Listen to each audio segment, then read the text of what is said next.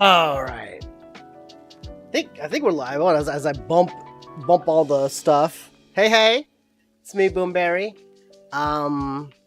As you can plainly see, I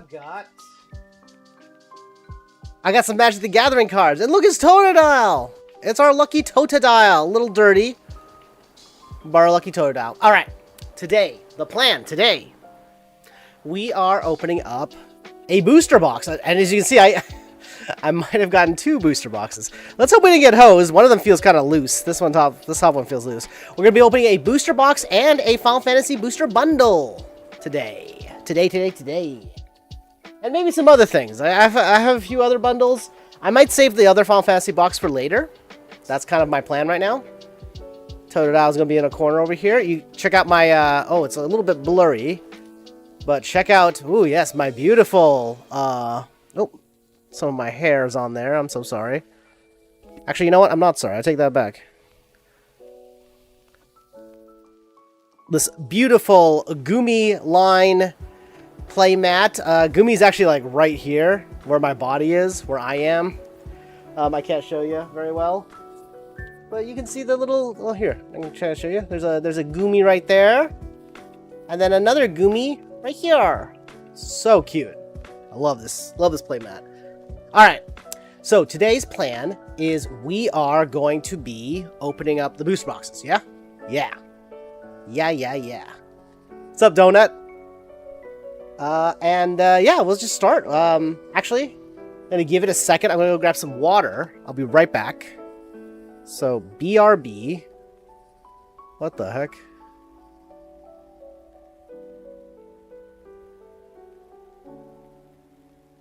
I want to like freeze the image, so it's like kind of weird looking. Oops. Whatever. BRB. Be right back.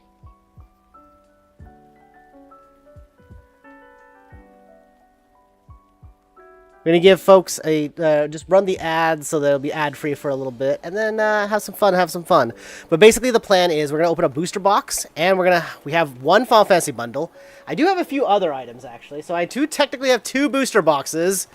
All MSRP. I did not pay scalper prices. These were all like standard MSRP.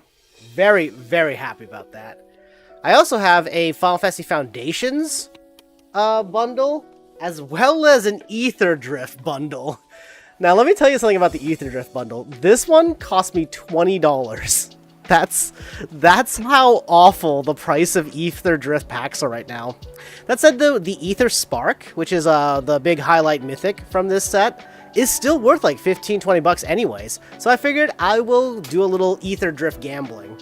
And I also obviously wanted some Foundation cards. I haven't actually bought too many Foundation cards, so if we have time, I'm going to open these ones as well. But we are going to save the second booster box for later. I chose the looser one. I have one that's packaged a little bit loosely. I'm hoping we didn't get hosed. But BRB.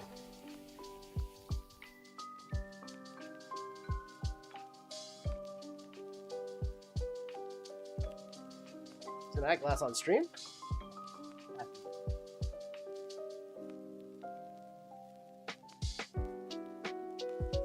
Yeah, aesthetics. Good.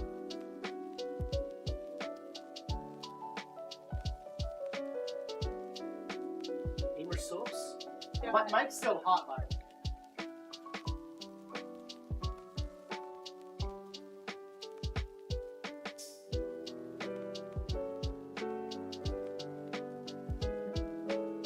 kind of sick. Alright, I'm coming back. Here we go. I'm back, baby. Do I look like Charlie? Penguins! I don't know the Charlie phrases. What's up, gamers? It's me, Charlie. Asian Charlie. I don't know. I don't know what he says. I do watch his streams a lot, though. All right. We are going to start because I've been dying to get into this. So just so y'all know, yeah, low-key, I got back into Magic. Final Fantasy might have gotten me back into Standard. He's been possessed! Is that the line? Ah, gamers! He's been possessed! I'll stop. I'll stop. Me been possessed.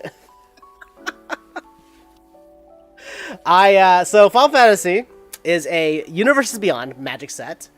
Obviously featuring the Final Fantasy IP. That is Final Fantasies 1 through 16. A fun little story if y'all don't know.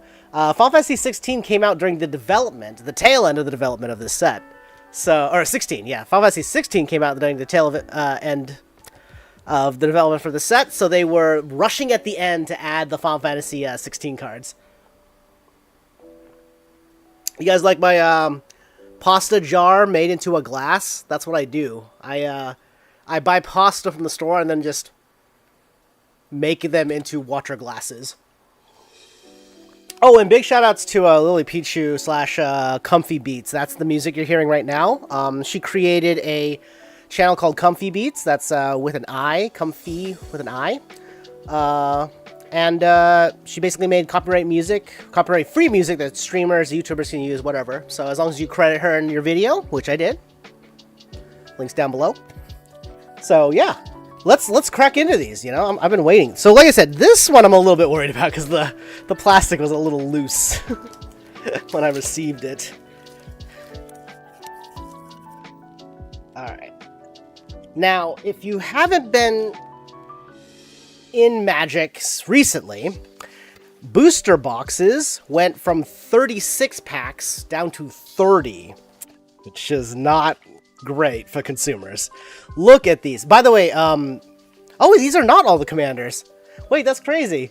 So, I also bought all 4 commander decks, so I do have all 4 commander decks to my left here.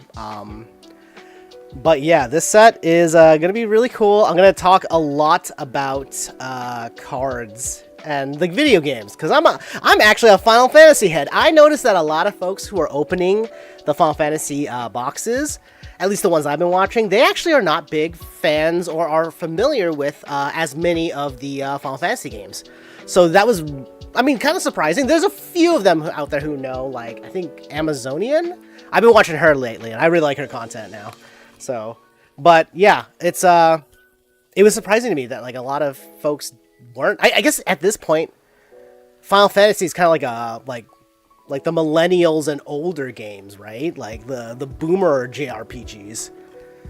Anyways, oh, by the way, drafting for this set and limited in Final Fantasy is tremendously fun.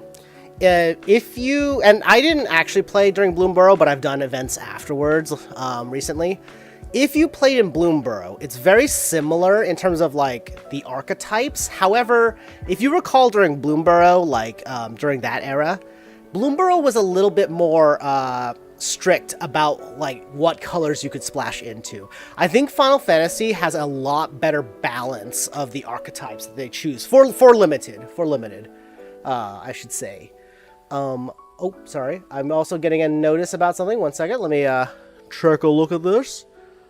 I got a notice that maybe the game the stream is not classified by the correct game. Let me take a peek. Let me see if that's true, and then I'll get back to talk about the archetypes and everything like that. Nope, it looks good. Looks good on my end. Oh, maybe they mean on YouTube. I can't change that right now. It's so hard to moderate YouTube live.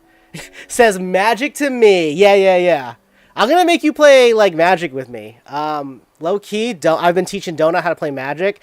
Don't lie, Donut knows how to play Commander, but I kind of want Donut to play more Standard and other formats, basically.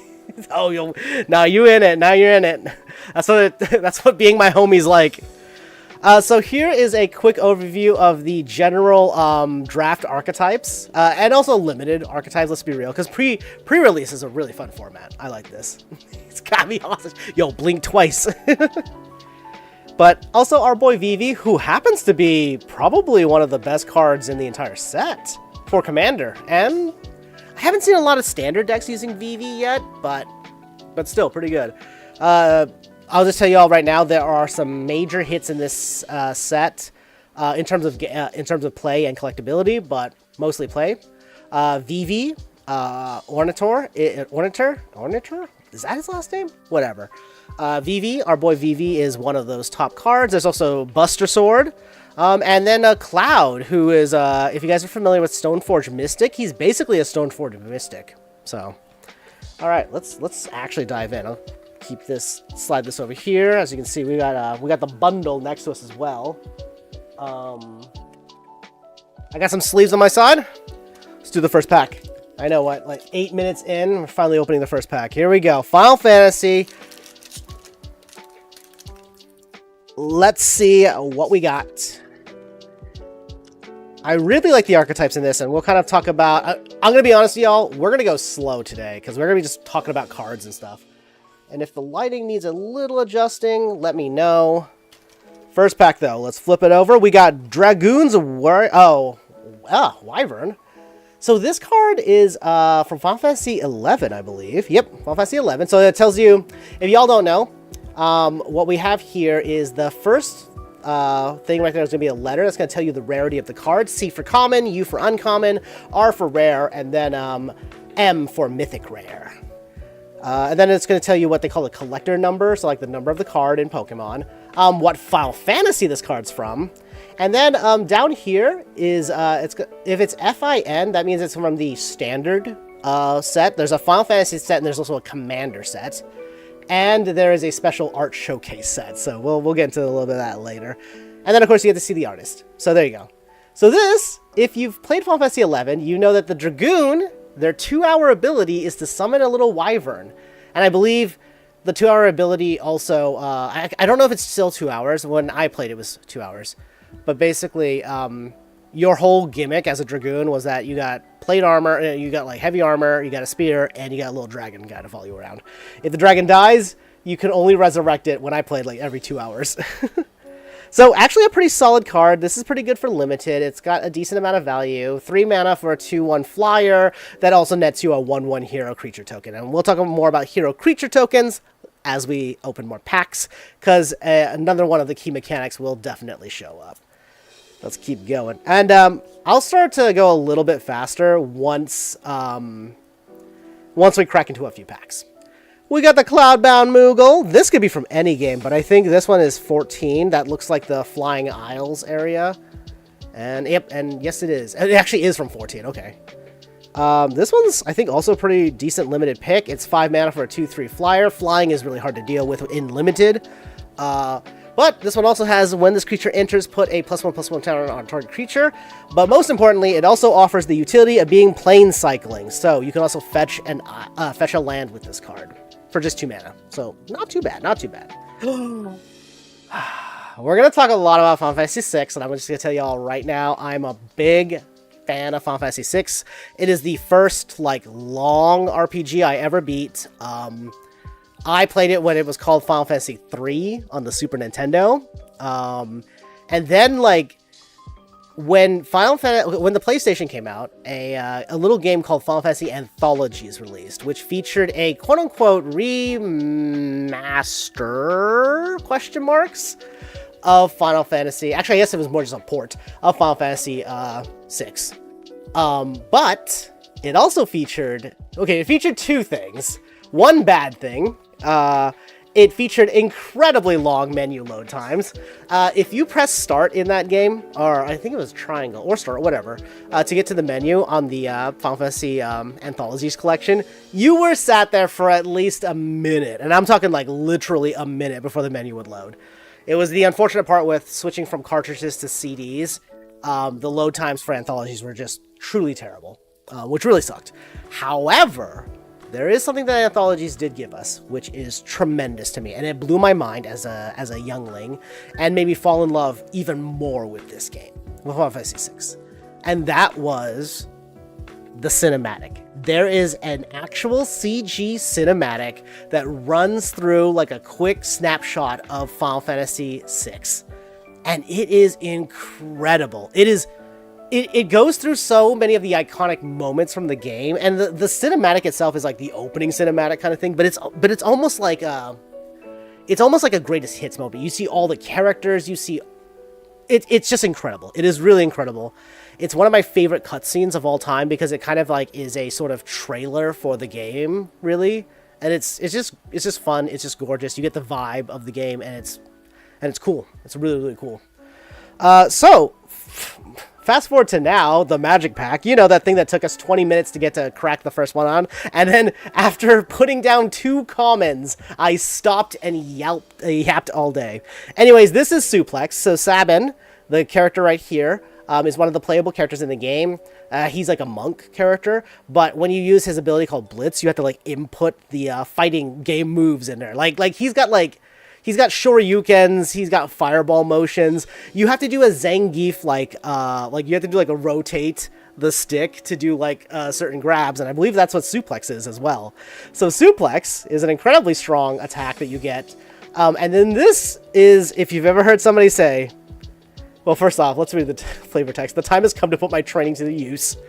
But if you've ever heard someone say, in reference to Final Fantasy, suplex the train, they are referring to literally what this picture depicts. This scene right here. Sabin, basically, there is a ghost train, and 3 of the characters are escaping it. And they're being chased by it, but also they're running along the rails, so they could have, I guess, just hopped off and been fine. But they fight it on the rails. And in the fight, it's kind of funny because your character's like running away, right? And while the train's like coming at you. If you use his martial arts move, specifically suplex, the animation shows him literally grabs the train and actually suplexes the entire train. And it is incredible. And it became a meme in the community. And I'm so glad to see it immortalized in a decent magic card, actually. Like a decent card. We're talking 1 red, 1 colorless. It is a sorcery, so it's slow for red, but it gives you the utility of either 3 damage to target creature. If that creature would die, you get to exile it instead, or exile target artifact. And I just really like this because flavor-wise, it also really works. Like, suplex is a good like damage move for the time that you have it. It hits 1 target. Or in the meme, just exile a train. Guess what trains are in the Magic the Gathering game? They're artifacts. So, pretty decent card. Pretty decent card. I like it a lot. We've got the Namazu Trader. Now, this is also a Final Fantasy XIV card. I did play Final Fantasy XIV quite a bit. I had a group of homies. We were doing current content, all that type of stuff. And it's a really fun game. I eventually just sort of fell off of it, though, unfortunately. These guys are really cute. They're just catfish folk. I like them. There's a bunch of, like, what they call the Beastmen races. A lot of them eventually, like, some of them start off as enemies, but then as, like, patches and expansions go, they slowly, like, you get, like, allied factions from them. Not allied factions, but they become, like, non-hostile factions, basically. So we'll set that down there. We have Airship Crash. I think this is a Final Fantasy 9 card, because that looks like Zidane. However you want to say it. This card, again, like, it's a little expensive for target artifact, like, for basically artifact / enchantment or creature destruction in green, but it does have cycling, so there's a little utility there. Retrieve the Esper. Ooh, another Final Fantasy 6 card. I can just tell from the art, because it is a Magitech suit. So, there's 2 main versions of the Magitech armor. The one that is the Amano art, which is featured as part of, like, the design on the Final Fantasy VI logo. It's, like, kind of like this almost bestial version where, like, it's kind of like a creature with big, like, pointed toes and kind of like a hooked face kind of thing. And then there's, like, these ones, which are more of the mechanical ones. Now, in-game, at the beginning of the game for the Super Nintendo version, the sprite looks closer to something like this, where it's just sort of a mechanized suit. Another quick little tidbit about the Magitech armor, which is what they call it, Magitech armor, is that Final Fantasy XIV really ran with those designs. Like, a lot of the Garlians, like the bad guy faction, the bad guy kingdom, empire, they come in very much like militarized, like, Magitech armor and suits. And they look more like the Amano designs. You can also get one as a mount. It's really cool. Alright, there's that. Lunatic Pandora! I believe this is... Is this... Wait, what is this? Oh, it is Final Fantasy VIII. I was like, wait, it says there's a Zell quote on there. This is actually kind of a decent artifact. It's a surveil mechanic. I don't know, this, It's legendary, so like you only get one of them, but it also functions as like kind of like a late game destroy. So not too bad. Just a surveil engine. There's some cards that do some interesting things in this set, by the way. I'll let you all know that right now. Oh. And I will try to speed up our unpackings here. No worries, no worries. Alright, Demon Wall. This is a pervasive enemy in several of the Final Fantasies. So they put the Final Fantasy 14 on here, but I'm pretty sure this shows up in Final Fantasy 4. I think this is a Final Fantasy 4 boss. There's also, I think it's 4. It's either 4 or 5. Maybe it's 5. But it also shows up in Final Fantasy 12. There's a Demon Wall in that game. Functionally, I do like this card a lot. Actually, functionally, just because, like, lore-wise, I think it's pretty good. 2 mana for a 3/3 artifact creature, the Demon Wall. Has Defender and then Menace. And I actually really like this. As long as this creature has a counter on it, it can attack as though it didn't have Defender. So it stops being a wall the second it gets a counter on it. And then it has the built-in mechanic of beefing itself up. So in late game, you could drop 6 on this, make it a 5/5 attacker with Menace. That's pretty solid. And then we have our first character! So what I really love is that a lot of the signpost uncommons in this set for limited play, and then also just, you know, I guess they're not really signpost uncommons if it's standard. But anyways, the uncommons, a lot of the side characters are uncommon. So you're going to get a lot of these characters. We got Ignis this time. When Ignis enters, look at the top 6 cards of your library. You may put a land card from among them onto the battlefield tapped. Put the rest of the, on the bottom of your library in a random order. I've come up with a new recipe. That's his line. He said the thing. He said the thing. What is it? 1 mana Simic? That's not Simic. Wait, is it Simic? Yeah, that's Simic, right? Blue-green. Exile card from a graveyard. Oh, tap exile card from a graveyard. If a creature was exiled this way, create a food token. So yeah, he's making food. So we're gonna get a lot of characters, which is actually kind of fun. Not everybody made it into the main set, by the way. And in fact, some characters didn't even make it in the Commander set. So the Commander decks also feature a lot of characters as well. I don't think Armorant from Final Fantasy IX, even though he's part of the main cast, but probably the weakest in terms of story. He doesn't have a card. I don't think he's got a card. We got a Sandworm. This could be from anything. Final Fantasy V, it says.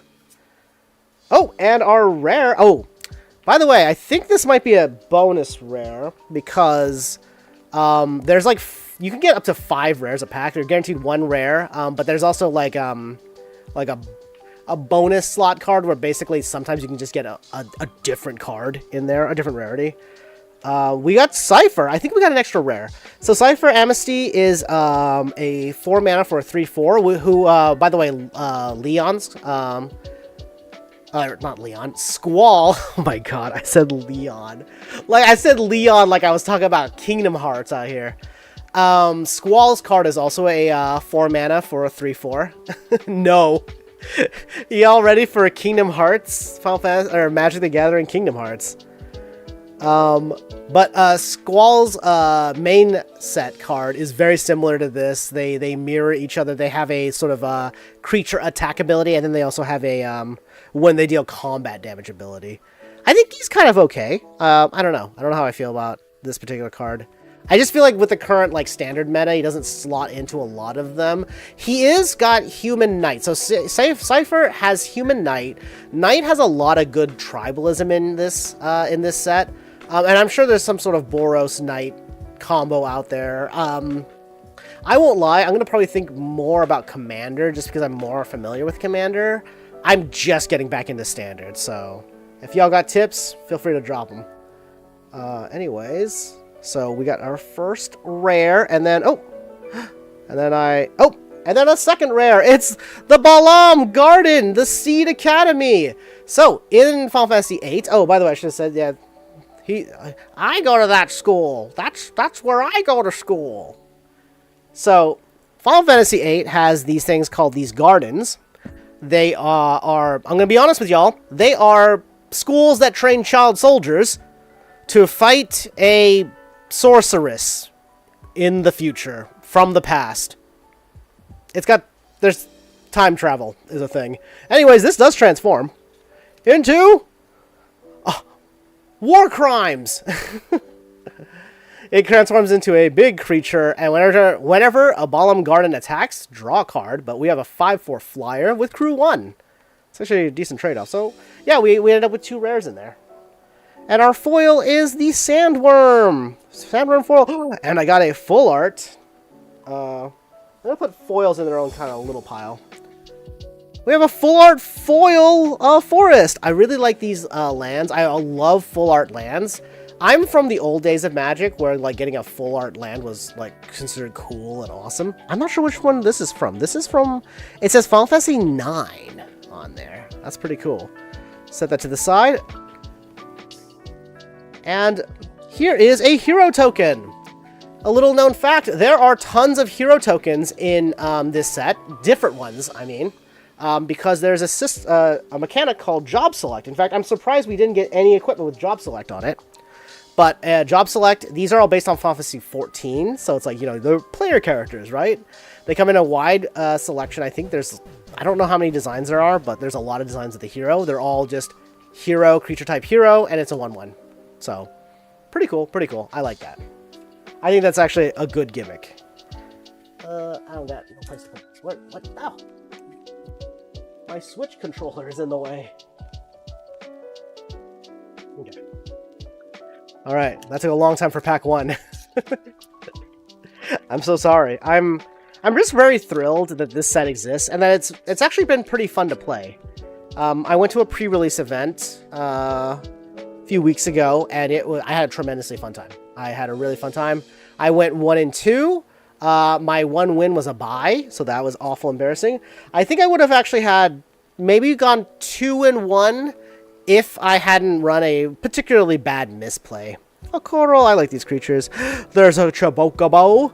It's a Chocobo, so it's called the Mountain Chocobo. I do like these. There's a few Chocobo cards in here that I'm really enjoying. I've been playing on Magic Arena. I have what I call the Chocofall deck. I didn't really create the template, but basically it is a landfall Chocobo Gruul deck, green red, and it's really fun. It's really, really fun. There's some really cool cards in there. Ooh, is this from Final Fantasy 11? Yeah. I don't know how to say that. Kut Rub Foyer. It's 3. Okay, so this is 3 mana for a 3/2 zombie horror. When this creature enters, choose 1. Destroy target creature that was dealt damage this turn. So you can just finish off something. Or exile up to 2 target cards from a single graveyard. I actually kind of think I like this card. I think this has a slot in a zombie deck, like a commander zombie deck. I think it's got I think it has potential. I mean, 3 mana, a lot of zombies are competing for that 3 mana space. I do like this one just being able to finish off a creature, or if like, I don't know why you would want to exile cards from your graveyard if it's your graveyard, but limiting an opponent's graveyard might be good too. We have Commune with Beavers. Oh man, this card's so cool. Okay, all you need to do is Commune with Beavers. What a reference. Guys Speak Beaver. I've seen a lot of people talk about this card, and I am happy to join them. Good stuff. Good stuff. Alright, we got the Hail Gigas. This is also a Final Fantasy 6, actually. So when you enter the World of Ruin, you hit up sort of like the beginning of the end game. Basically, the party fails to stop the bad guy. The bad guy uses their power to blow up the world, and then the party gets separated, and you gotta reassemble everybody. I think there are other Gigases in the game, but I believe the Hill Gigas shows up first in the World of Ruin. Hey, so basically it's just a big monster. Got a lot of hit points, that's all. How's that there? Crossroads Village? I don't know where this is. It could be anywhere. This could be Braveland Default for all I know. It says Final Fantasy 2.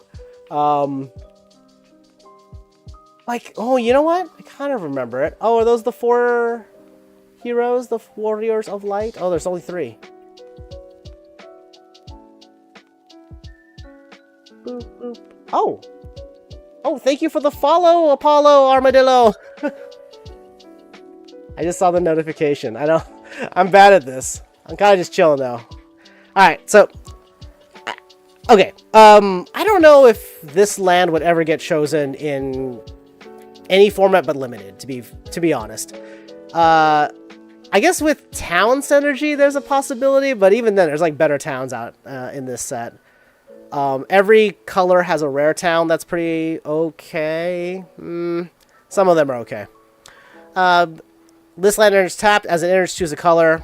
1 mana of that color. Like, basically, it's a choose your own tap land, but there's a lot of better options if you're playing Commander, so. I don't know what they're thinking with this one.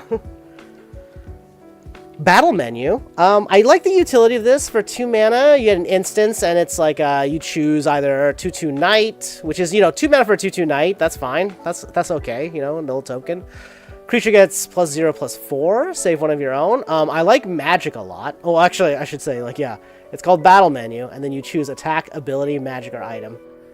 But 2 mana for the destroy target creature with power 4 or greater. That's one of my favorite things that white can do. Just nuke high-powered creatures, easy and cheap. What I don't like is item. I'm not gonna lie. Is this gonna sound crazy, y'all? I think for 2 mana, white should gain at least 5 life. And I think that the reason it's 4 is because there are a lot of things that trigger off of 5 life gain each turn, so they don't want to just give it to you for like 2 mana. And I guess it has a lot of utility with this card. But honestly, I think for the most part, I'd be doing, if I'm desperate for that 2/2 Knight token, or if I'm going to be running for that destroy target creature power 4 or greater, even then it's like, there's other good removal that exists. But not the worst, Alright, we got this card, the Shambling Sith. This is from Final Fantasy 13. What I do like about this is that it's effectively like a reassembling skeleton, basically, but gets to be tacked on. Whenever you cast a non-creature spell, you may pay 1 black mana. If you do, return this card from your graveyard to your hand. Oh, it's onto the battlefield. Never mind. I mean, that's still pretty good. Like, we're still cycling it. You're discarding nightmares. That's the lore. We got summon! Our first summon! It's Shiva! I love the summon mechanic. It is Saga based. And ironically, most summons can only attack basically on the second turn, because by the time they get their third ability trigger, they get sacrificed, right? So a lot of the 3-stage summons can only attack once. But there's a lot of cards that allow you to manipulate your lore counters. That's pretty good. Let's see. It's 5 mana, you get a 4/5, and then you get Heavenly Strike, tap target creature. Oh, and you get a stun counter on it. So you do get to stun 2 creatures, and then eventually get to attack. And it is a 4/5, so we're looking at a pretty solid blocker. And then Diamond Dust is draw a card for each tapped creature your opponent controls. A little bit of card draw there. I'm going to set this to the side because I am making a little bit of a summoner's deck. And I like them all. We got Matoya! So she is Final Fantasy 14. Here's a weird way you can figure out characters from Final Fantasy 14. They're going to have a tattoo on their face. Most of the Final Fantasy 14 characters have face tattoos. And I don't think a lot of the other main casters do, except for Zell, right? Zell's got the Mike Tyson on his face. But she's a 3 mana for a 1/4. Whenever you scry or surveil, draw a card. Now, going back to that Lunatic Pandora, like I said, like if you got stuff that gets you like a lot of surveys, a lot of scry, you're gonna be drawing a lot of cards, and I like that a lot. Should have been Matoya from 1, shaking my head. Yo, I feel you. It's the other way around. No. It was the bouncer. The bouncer. That's what inspired Tyson. Square Enix's Squaresoft at the time. If you guys ever played Squaresoft, the bouncer, it was like was it a launch title on PS2? We got daddies! We got our first dad! It's Jetta! Reluctant Guardiana is the daddy of our character, of everyone's favorite Glorbo, Titus. But he transforms into a summon. Oh, spoilers, it's Braska's final Aeon. Actually, you know that by the... God, like, yeah, you just learned that, like, 2 hours into the game. 3, I guess, if you're me and checking every corner. Kind of like this one, actually. Don't know if I'll toss it in a deck, though. Well, I don't know. Maybe I will. I like summons. I collect summons. That's what my deal is. Bard's longbow. This is the item I was talking about. There's a lot of these things called job select. Basically, it's an artifact, but then as it comes into play, artifact equipment, and then as it comes into play, it creates a 1/1 to attach itself to. So, not too shabby. I mean, if you think about it like a 3 mana for a 3/3 with reach, that's a bard. That's kind of fun, and if you kill the warrior or the hero, you still keep the equipment. It's not the worst. The foiling actually looks really good, by the way.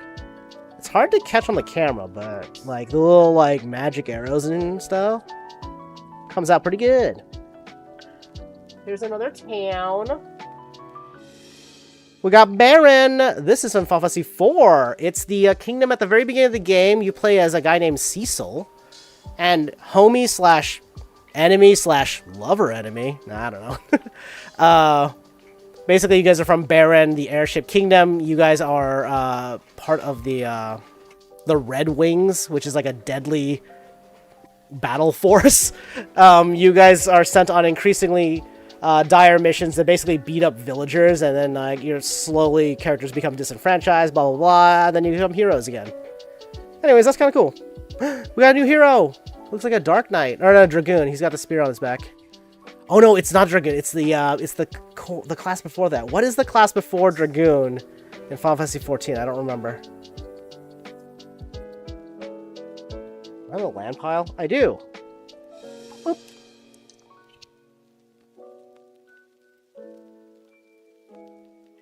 Going on. Magic damper. Oh. Magic damper. Oh yeah. Target creature you control gets +1/+1 and hexproof. Untap it. A little combat trick from Blue, a blue flavored combat trick. I actually kind of like this card. Is that weird? I feel like it's good in limited, too slow in standard, or not good enough in standard, and probably not good enough in commander. But it is only 1 mana, and you get to just throw to hexproof on something. But the untap, so the two things I look up at this card: hexproof, untap. Like that alone, I think is okay. Okay, Gallicat. Oh, that's cute. I thought it was an artifact for a second, just because of the border. So 3 mana, 1/3, flying vigilance. As long as you control 2 or more artifacts, it gets +2, +0. So you get your little 3/3. Aw, it's girlfriend Ifrit, my favorite Ifrit.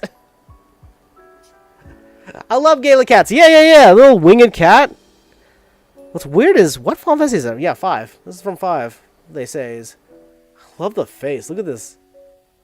Focus on the face. Look at him. He's doing like cat kicks out here. So Guardian Force, Ifrit. This is from Final Fantasy 8. It's an Ifrit. He's like, it's me, Ifrit. There's actually multiple, like, summons of a particular character, and you'll kind of see how they do those. There's an Aramon. I kind of like this because you get a little sack outlet. Like 3 mana for a 2/2 flyer with Death Touch. That's pretty solid, or pretty okay. Power creep is so weird right now because if you told me that Black would get a 3 mana 2/2 Death Touch flyer, for that cheap, the 3 mana, I mean, like, dang, that's really, really good. Nowadays, I'm like, is that good? More importantly, though, we do have a sack outlet. So for 3 mana, not even tapping, just sacrifice creature or artifact, draw a card. I think that's actually really useful. Good in limited. I'm not sure how much in standard. Probably not a lot in standard. We got the Golem T-Rexa. It's still solid in limited. Yeah, exactly. I mostly play limited, so like limited and commander. That's kind of where I live. But I love cards in the limited scope. Like looking at it through limited. Standard is weird though. Is it exactly standard playable? That's so that's crazy to me. So I played when Vampire, just so you all know, the comment is Vampire Nighthawk isn't exactly standard playable anymore. If you guys don't know, and this is off the top of my head, but I'm pretty sure Vampire Nighthawk is 3 mana. It's a 1 black, 2 colorless for a 2/3 vampire that has flying and lifelink on it. And that is not like playable anymore. That's so wild to me. Because when that card came out, people at my local game store were mad. They were upset. They were like, yo, Black's gonna have aggro now too? That's too much. The flyer's too good. The value engine on that card. And I always thought, man, that is kind of crazy. But it's the new meta. That's how we gotta do. That's when Jace the Mind Sculptor was, like, blue-white control was just dominating the format. Anyways, really quickly, this card is actually part of a cycle of the land cyclers. So they're going to be kind of like these mid-range, actually kind of like late game, really, big fatty creatures. And in fact, this card is another good way to gauge the power creep. Because back in the day, 6 mana got you a 6/6. Then it got you a 6/6 with trample. Now it gets you a 6/6 with trample, enters, you gain 3 life. Also, it has forest cycling too. So, kind of wild, like how the game's changed. Adventurer's Airship. This could be any Final Fantasy. Looks like they marked it as Final Fantasy 1. I like that. I like that. Basically, 3 mana, 3/2 vehicle, flying. When it attacks, draw a card, then discard a card. Crew 2.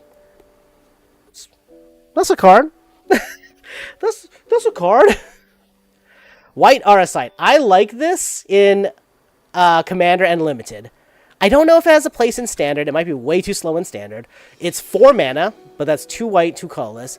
Artifact. When it enters play, exile target non-land permanent an opponent controls until this artifact leaves the battlefield, and then it becomes just a mana rock. So, like, an expensive mana rock, but you do get to just exile something. You get a Ring of Oblivion, but then it also lets you tap for something. I think Ring of Oblivion. When that card came out, people were also upset. I actually like this card, though. We got Cloud of Darkness! I actually like her a lot. I do think it's really funny that her signature attack is called Particle Beam. Ironically, I know Cloud of Darkness more from, like, Dissidia than, like, Final Fantasy 3. Final Fantasy 3 is a weird game. You play as a group of orphans, and you're not... How do I put this? The game's fine, but it's very heavy on the dungeon crawl. Like, you're primarily in dungeons. That's kind of the entirety of the game. We got Queen Bran, who is, like, designed for, like, Izek prowess, but, like, is probably too slow and weak for Izek prowess. Or even Red Deck wins. But I don't know. Like, who knows? Honestly, she hasn't shown up in any of those decks, so can't say I'm super surprised. But she's pretty... I like her a lot in Limited. I think she's a really fun card in Limited. 3 mana gets you a 2/1 with prowess, and then also when she attacks, create a 0/1 black wizard token with whenever you cast a non-creature spell, this token deals 1 damage to each opponent. Definitely like one of those commander inserts. Like, this feels like you can make a black mage commander deck and be really annoying on the table. We got Eden, Seat of the Sanctum. Actually, I haven't read this card. So it's a colorless land. It doesn't come into play tap, thank gosh. Dang. 5 mana tap, mill 2 cards. When you do, sacrifice this land. When you do... Oh, wait. Then you may sacrifice this land. When you do... Return another target permanent from your graveyard to your hand. Okay, okay. That's okay. We got side quest play Blitzball. I actually did use this in the pre-release, and the threat of it, I think, won me the game because the person was too stressed. The threat of it, I think,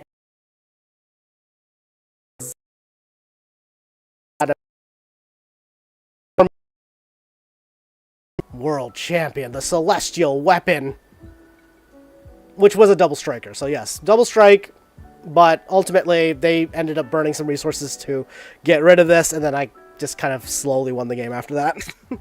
And our rare is Moogle's Valor. I believe this is obviously 6 card. There's a portion in the game where basically Terra... Oh yeah, she's right there. Whoa! Oh, I didn't even see the art. So Terra gets knocked out, and a bunch of Moogles defend her, and you control like 3 parties of 4 Moogles. Led by, I believe, I think Monty's there. Monty's like the named Moogle. And then basically there's an army of Moogles. This is so cute. So 3 mana gets you a, for each creature you control, create a 1/2 white movable creature with lifelink. Then creatures you control gain indestructible until the end of turn. Okay, okay. Little tokens, token army deck. We got the foil Ignis. And we got Vector, Imperial City, Final Fantasy 6. Again, more Final Fantasy 6. What's crazy to me is that's exactly, like, what I think of when I'm thinking about, like, the original Final Fantasy, like, 6, like, sprites. But also, like, Final Fantasy, like, 7, also, like, Shinra, like, when you're, like, scaling Shinra buildings, has that very strong industrial look. And I like it a lot. I like it a lot in my fantasy. That's gonna sound weird. We got a Viera! A Viera Warrior? I think it's a Viera Warrior. Big two-hander. I do like the, all those, hero cards. I think that's real fun. Aerith Rescue Mission. Okay, I love this card. It's 4 mana, it's a sorcery, and then you choose one. You take the elevator, in which case you get 3 1/1 colorless heroes, or you take 59 flights of stairs, and then instead you tap up to 3 target creatures, and then put stun counters on each of them. Oh, put a stun counter on one of them. Oh, it's just one of them. So, just the flavor of this, I think it's really fun. If you guys aren't aware, one of the characters, Aerith, gets kidnapped at the beginning of Final Fantasy VII. And then you and the crew are out to save her, and then you're given a choice. You either take the elevator or you take the stairs. I believe in-game, if you take the stairs, I think there's like a Phoenix down and then like a high potion that you can get. There's like 2 items on the stairs. We got the Blazing Bomb. These are little FF classics. Cute little guys. I do like them. They're part of the sort of, there's an Izek archetype in this that rewards you for casting big spells, or spells that cost 4 mana or more, basically, and then you get extra effects. And I do like that you can also just blow them up, so not too bad. Not the worst. Fight On, 3 mana, return up to 2 target creature cards from your graveyard to your hand. I do love this, just the Aerith healing Yuffie. Oh. Hearing neighbors parting it up. Gyashul Greens! This is not this card specifically, but the Chocobo that you get is sort of I've been playing Chocobos on MTG Arena. I'm very excited about that. It's really fun. It's really fun. Gyashul Greens though. 2 mana for a 2/2 bird that has like landfall where it gets +1, +0, and then flashback if you want another bird. It's alright, it's alright. We got Damper Magic again, Crossroads Village, another airship. We got the Coral Sword. So I thought this had Job Select on it, so I was like really hoping to pull one of these. It does not. Imagine if it did though. Oh my god, red would be way more of a nuisance even still. If it had Job Select, like 1 mana would get you like a 2/1 with First Strike. That would be stupid. I guess it doesn't have prowess, so whatever. Red deck wins. Red deck Izek, was it Groll? Red Groll are really dominating standard right now. It's kind of crazy. Oh, we have our boy Gabranth. If you guys are not big Final Fantasy 12 heads, Gabranth means nothing, but he's a pretty cool character. I believe this is part of the white-black archetype that has, like, yeah, a lot of creature sacrifice. So you basically just get continuous value for the Sackens. Another side quest, Blitzball. Leviathan. Oh, our rare's Leviathan. Alright. This is funny. Okay, so 6 mana gets you a 6/6 Saga Leviathan with Ward 2. Part 1 is return each creature that isn't a Kraken, Leviathan, Merfolk, Octopus, or Serpent to its owner's hand. So I do kind of like... I don't know why, but it's really funny. Until the end of turn, whenever a Kraken, Leviathan, Merfolk, Octopus, or Serpent attacks, draw a card. I don't know how I feel about that card. I don't know how useful that is. We got a foil Radia! If y'all don't know, Cecil, so she's from Final Fantasy IV. Cecil comes to deliver what he thinks is a gift to the village. These people's village. Oh. I don't know. What is this? I don't know who's calling me. My phone went off. Kind of weird. Wow, her foiling pattern looks really good, by the way. Y'all see this? It's so hard to catch on the camera. Looks really, really good. But anyways, basically, Cecil comes, thinks he's delivering a package to these people. It turns out to be like a deadly bomb that murders everybody in town, except for Radia. Cecil decides he's going to protect her. Then, fast forward to a bit in the game, they're battling like a kraken at sea. And, unfortunately, Radia falls over, and it's assumed that she's dead. So very sad, very tragic. And then she just shows up again, because it turns out she got sent to the Fey world or something like that. Also, she's the last summoner, and while she was there, time moved differently, so she aged up, actually. But she comes back on a giant white dragon and saves the crew. It's kind of a wild game when you say it out loud like that. Wait, what? Wait, what the hell? Why is there a land here? Set this card to the side. Okay, there's a land in the middle. What? Oh! My rare. I already got my rare. I got confused on what order I was in. I think it's this card. We have a little art card. Set those to the side.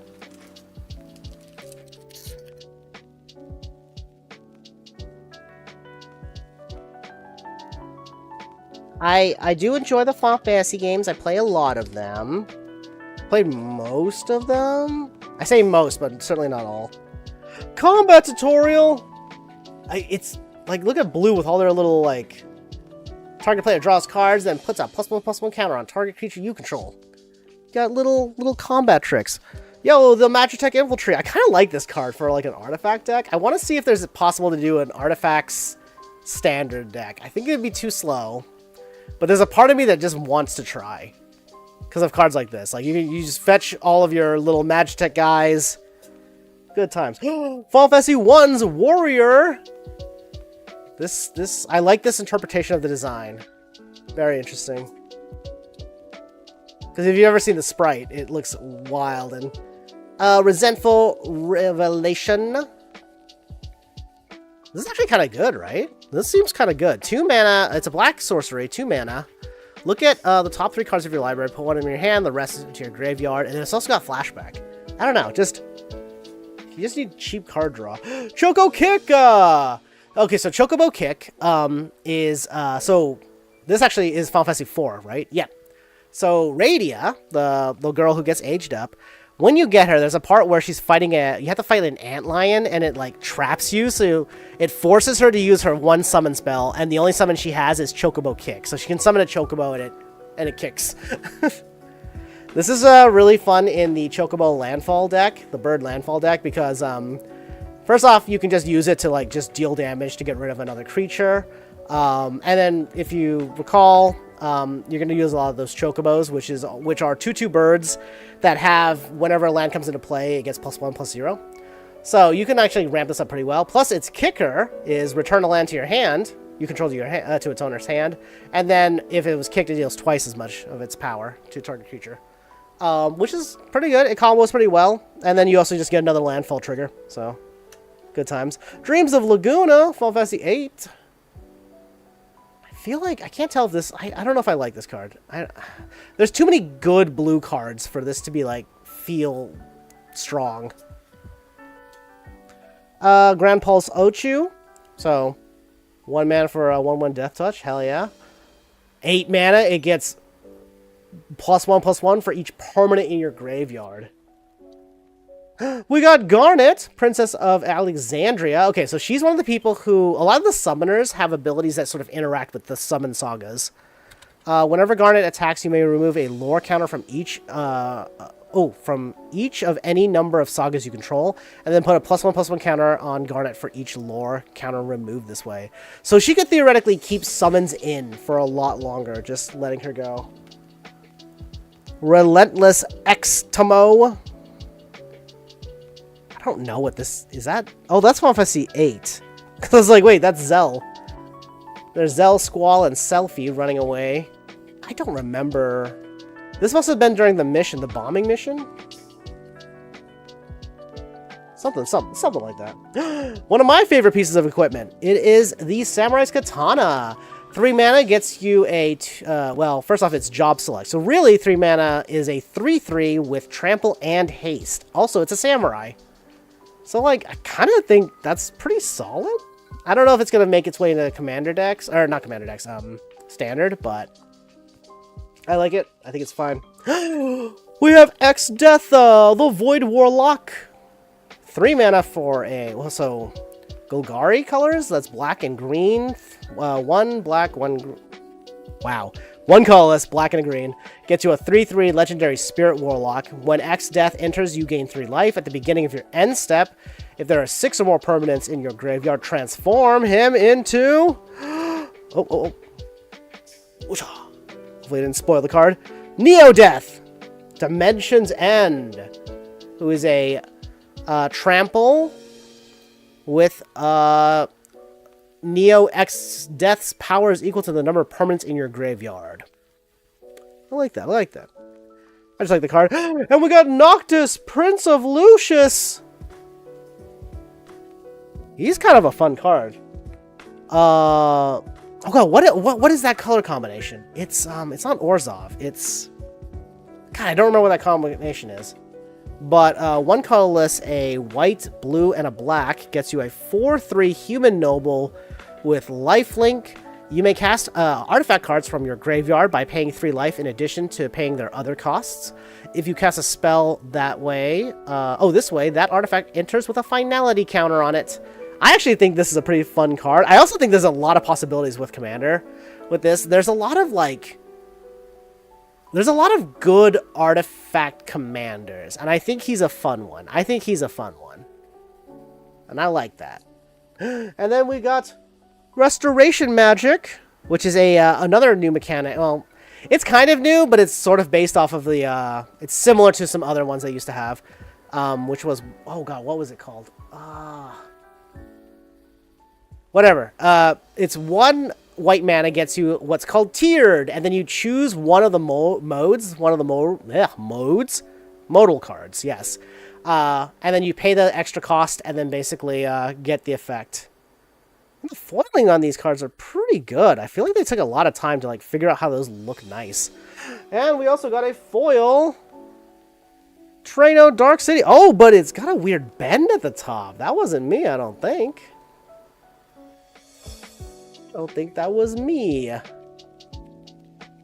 Trano, though, is a city in Final Fantasy IX, and the reason I want to talk about Trano really quick is that that's also where you have to enter the card game tournament in Final Fantasy IX. They have a game called Tetramaster, which is similar to Triple Triad in Final Fantasy VIII, except that there's also a sort of dice roll mechanic based on your stats. The poor thing got a little bent at the top. Oh, and we got the Kefka art card. Okay, he just wants to give you a little hug. He's a little hug guy. Next pack. Next pack.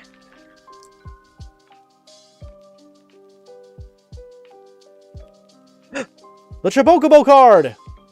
I keep calling it Chocobo. If you've ever heard... a long time ago on the old internet, there was a site called VG Cats. It was a webcomic. It's about a gray cat and a blue cat, and my friend and I used to make jokes all the time about because they would call chocobos chobocobos, and I don't know, we thought it was funny, and I just kept saying that. It just never stopped. Warrior Sword. Oh, Revelations. Oh, if we might not pull Sephiroth, because I think all the Sephiroths are mythics, but so Sephiroth here. He doesn't get resurrected until, the end of Final Fantasy VII. So, the events leading up to him are very much like, if you've seen Avengers Endgame, there's a part where the Thanos that they're fighting isn't the Thanos that's been fucking with them so much. So there's a part where Scarlet Witch approaches Thanos, gives out her whole vengeance bloodline, her own vengeance, shout-outs, and Thanos' reply is I don't even know you. So keep that in mind when you're playing Final Fantasy 7. Sephiroth doesn't get resurrected until the end, and so my thought was always like, that's like the Thanos moment for him, where he's just like, I don't even know who you guys are. The party shows up for revengeance. Paladin Arms. This is Final Fantasy 14, yeah? Yeah. Yay, more Final Fantasy 12 cards! I'm one of the only people who likes Final Fantasy 12. I love it. I love Ivalice. And I think Final Fantasy 12 is a spectacular game. It is a little clunky to play, though. But the story is really good. And yes, Van was a mistake. Or Vaughn? Vaughn was a mistake. I'm Bosch von Roxenberg. That was a reference. You're welcome. Yo! We got a, we got like a special, like, okay. We got a special Through the Ages card. That's what these ones are called. So these are going to be screenshots or maybe like concept art for the games. The ones that are screenshots look a little... I'm not going to lie. It looks a little goofing, don't you guys think? Don't you think they look a little goofing? Got a little cutscene. Yeah, it's Squall and Renoa. There we go. Set that to the side. Ilmeg Pixie. Capital City. This could be anywhere as well. Final Fantasy 16. Oh, I didn't even... Yeah. Crystal's Chosen. Not too shabby. Oh, we got the meme card! We got the Jumbo Cactuar! This card... I don't know if it's still going for more than a few dollars. When it was first announced, it blew people's minds. And can you guys guess why? Yes, indeed. It is that plus 9,999. So, obviously, the Cactuars have this ability called 10,000 Needles. In-game, it does 10,000 damage. And they've replicated that by making a 7-mana 1/7 plant for green that when it attacks, you get plus 9,999. This was a meme card. There is an alternative art to this card that I really do like. But, yeah, kind of a fun little thing. We got a foil Lunatic Pandora. And a Forest. And a Bard. A, oh gosh, what are they called? Rogan? I don't remember. They're not Ronso. That's a different game. So actually, I've been pretty decent pulls. Nothing crazy yet. What I'm hoping for is there is a brand new a mono illustrations in this set. And I would love to pull the Terra. Terra is my absolute favorite. As well as the Kefka. There's a Kefka too. And there's actually another Terra. There's, I think, because there's 3 Terras. There's a Commander Terra, there's the main set Terra, and then there's a Terra, but she's actually Urza, High Artificer. I don't know if those are called alias cards. This art actually kind of goes fucking hard, no? Look at this card. I have a foil version of this that I pulled during the pre-release, and it looks insane. Like, the foiling is so meticulously placed. It just... actual passion put back in. We got a normal Radia. We got Ejecta. Aerith getting beat up. They just fling her. Here we go. We have Esper Ramu. Enjoy the Esper cards. Going on the side. We have Ultimecia, the Time Sorceress. So, if you guys want to get a quick snapshot of the... and she transforms, obviously. You guys want to get a quick snapshot of the story of Final Fantasy VIII? I'm going to give spoilers right now. Get ready. So Final Fantasy VIII's game is kind of a weird one. It involves time travel, it involves memory loss, and it involves all sorts of weird circumstances. So basically, Sid and his wife, Ultimecia, big spoilers there, it's Ultimecia, Ultimecia realizes, hey, in the future I'm going to become an evil sorceress, so you're going to have to fucking kill me. And so Sid's like, oh shit, what should we do? And instead of Ultimecia just going like, oh, I'll just kill myself, right? Like, get rid of it, that kind of thing. She's like, hey, her and Sid go, wait a second, we have this orphanage with all the main characters in it. What if we just opened a school for child soldiers and make it into a franchise, so other schools for child soldiers, and convince all of them to kill you in the future? Final Fantasy VIII. That's the plot of Final Fantasy VIII. And we got Saz from Final Fantasy 13. Look at this boy. He's a 4 mana for a 3/3. Enters, you may search your library for a bird or a basic land card, then put it into your hand, and then shuffle. Whenever Saz attacks, put a +1/+1 counter on target creature, then double the number of +1/+1 counters on that creature. I like this a lot. I love token building cards. I really enjoy them. I do think it's funny that he's a human pilot. I mean, that makes sense in universe. I almost wish that he somehow had, like, more crewing ability. Like, if they also somehow incorporated an extra line where it's like also he crews as a 6 power or something like that. Just because, like, his role in the game and everything like that. I really enjoyed Saz. I think Saz is really underrated in the terms of, like, the Final Fantasy, like, especially the Final Fantasy 13 cast, which is crazy because there's some weird interactions in that game, but I really do think Saz is super underrated. A foil Chocobo Kick. We got Guado Salam, which is... Final Fantasy X is a weirdly religious game. Play it. It's weird. And we got what looks like a Lalafell Summoner. Lalafell Summoner who is sometimes a Dark Knight? Big weapon in the side there? I don't know.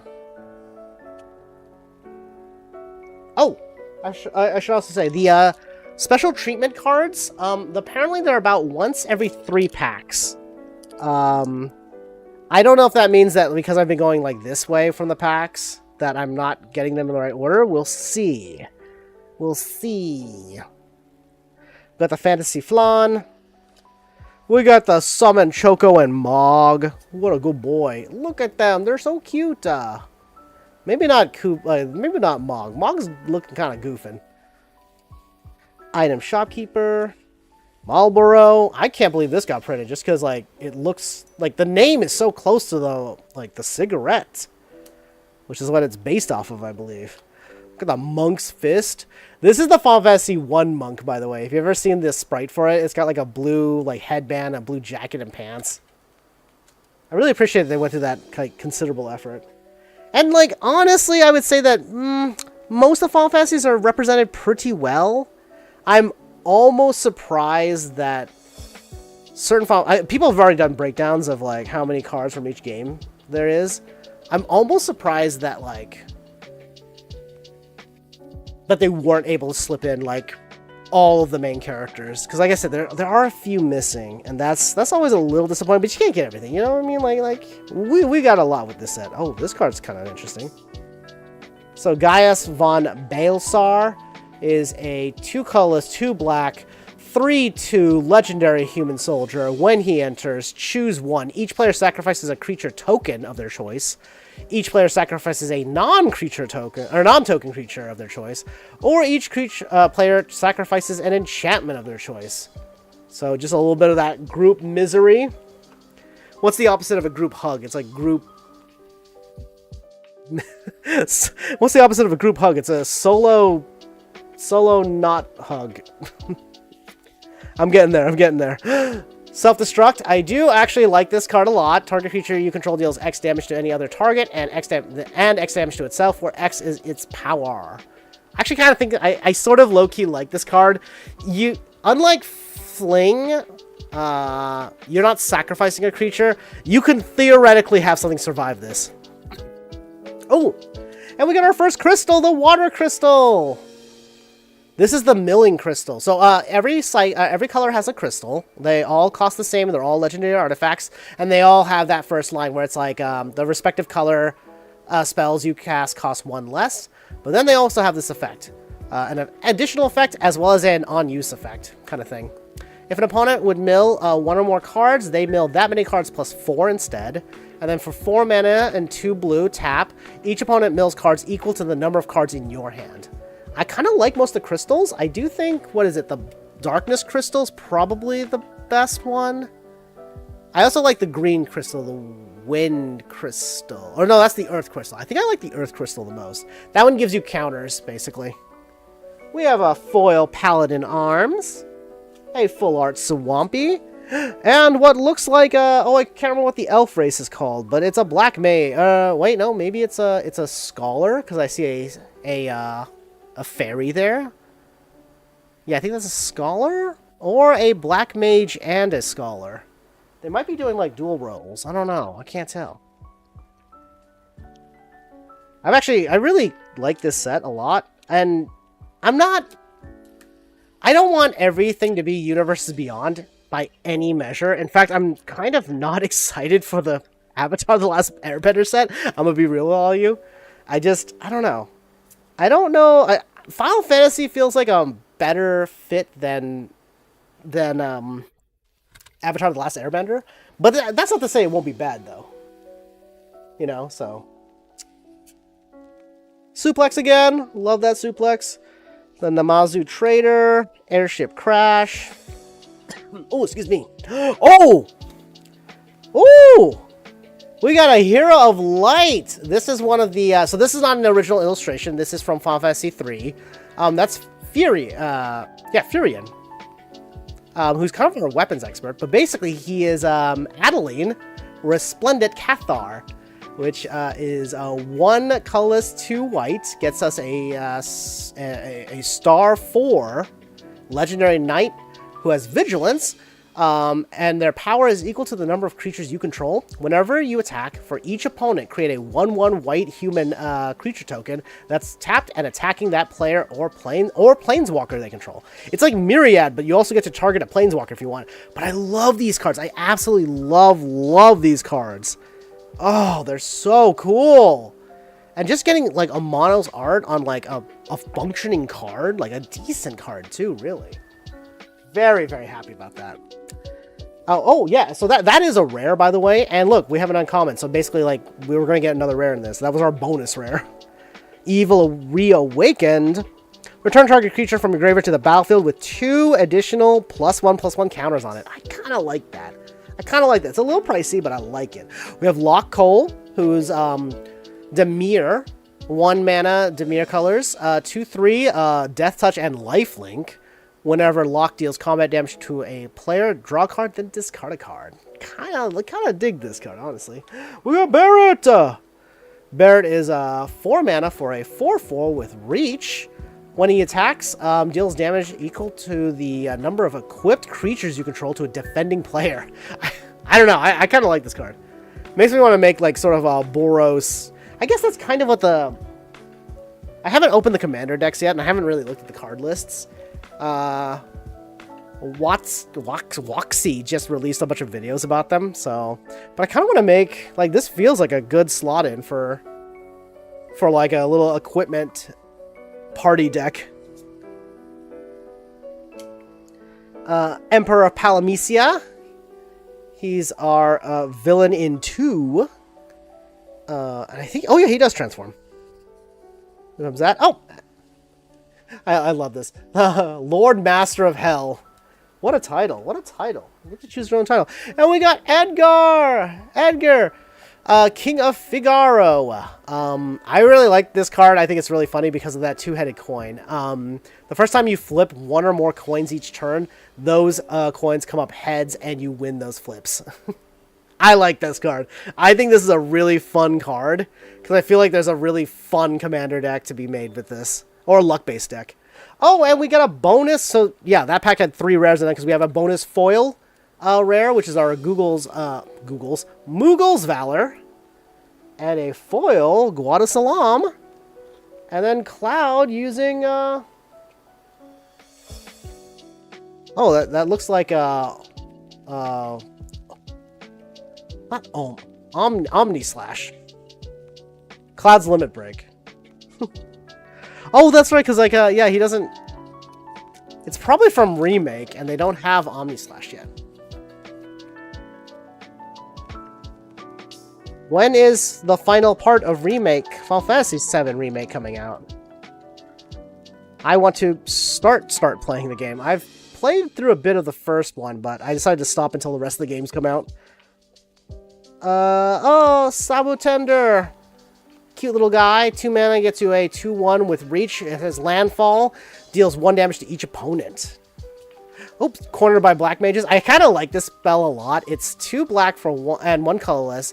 Is a sorcerer. Target opponent sacrifices a creature of their choice, and then you create a 0/1 black wizard with whenever you cast a non-creature spell. This token deals 1 damage to each opponent. I kind of like that. I like cards that force opponents to sacrifice because then they bypass a lot of the traditional protections that cards can get, a lot of permanents can get.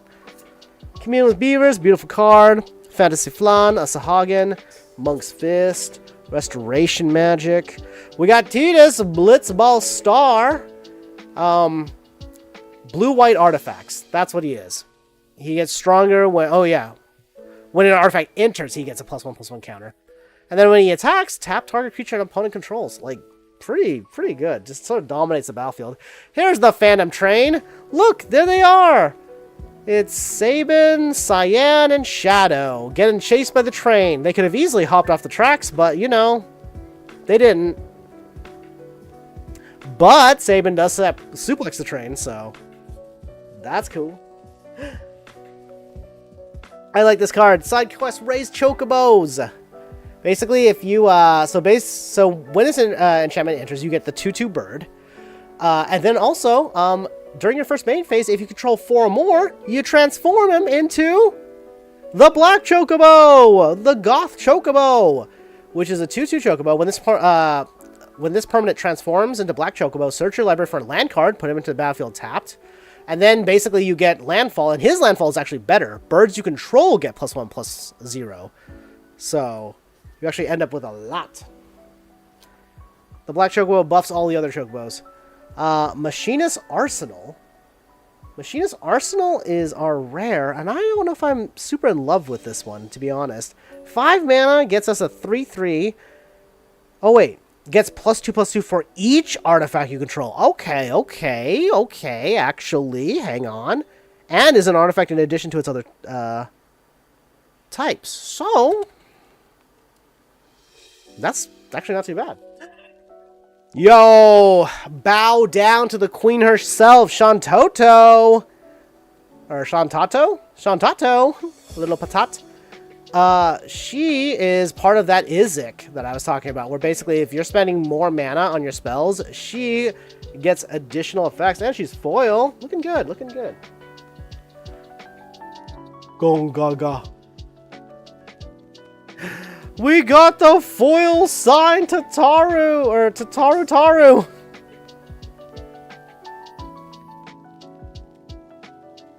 There's a mount that's a little calico cat in the game. I don't know if you have to buy that mount, but I want it. Next pack. So far, we're doing okay.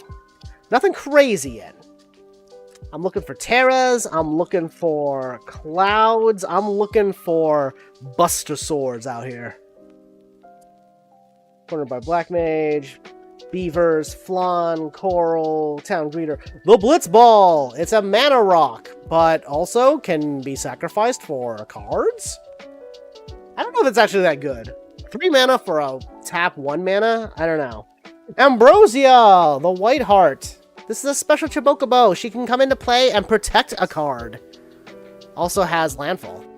As in, you get return another permanent to your controller that's owner's hand. So, either protect or maliciously remove. Demon Wall. Another Ignis. We're getting a lot of Ignises. Ooh! We got I meant. We've got an... Whoa, chill, camera, chill. We got a special illustration. I don't know what they're called in these. Artists? Or showcase? I don't know. Summon Fenrir. It looks cool. It just looks really gorgeous. I prefer this without like the rules text above for the normal sagas, because look how small the window is for the art compared to like this even. I really like this card. I love this card. And we got Vaughn, Street Thief. Is Vaughn any good?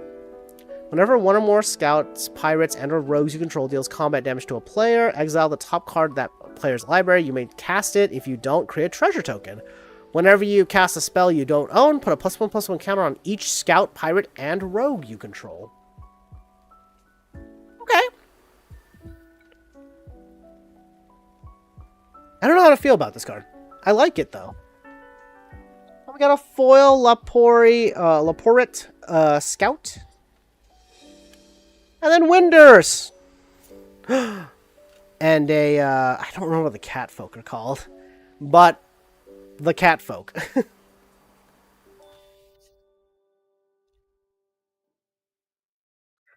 Oh, oh, oh, oh.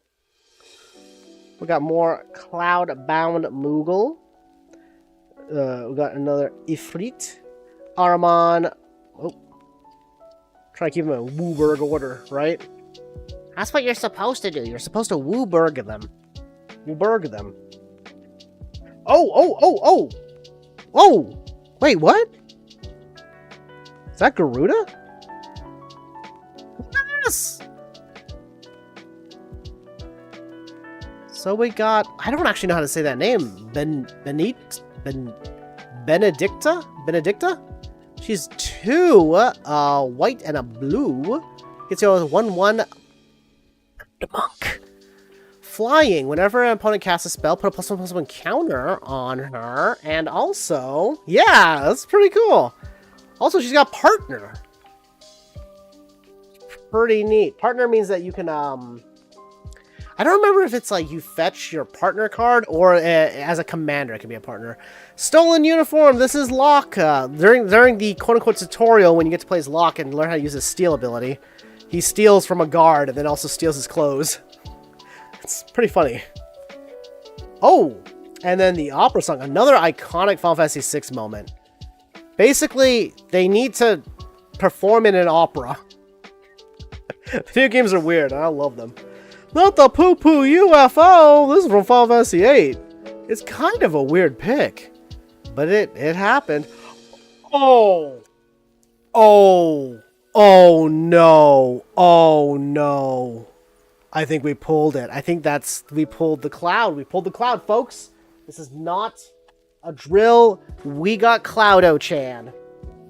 Where are my good sleeves? We're gonna sleeve this guy. This is the full art Cloud Midgar Mercenary. The card I was talking about. How kind of one of the banger hits. Dot arms. His arms are a little goofing, I'm not gonna lie. But I think you can get a traditional foil, but we're happy we got this. He got them arms. He's a strong little boy.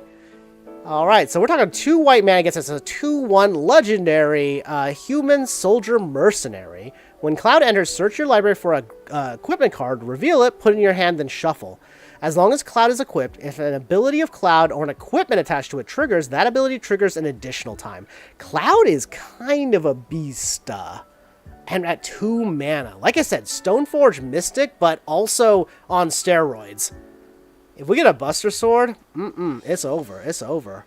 I really like this card. This art looks great. Good job, Manji? Good job, Maji. So, you know what? The box was worth it. The Gooboo Gardener. Ooh, and another full art land. What is that? Is that Final Fantasy? Oh, it's Final Fantasy 11. Really nice. I like that.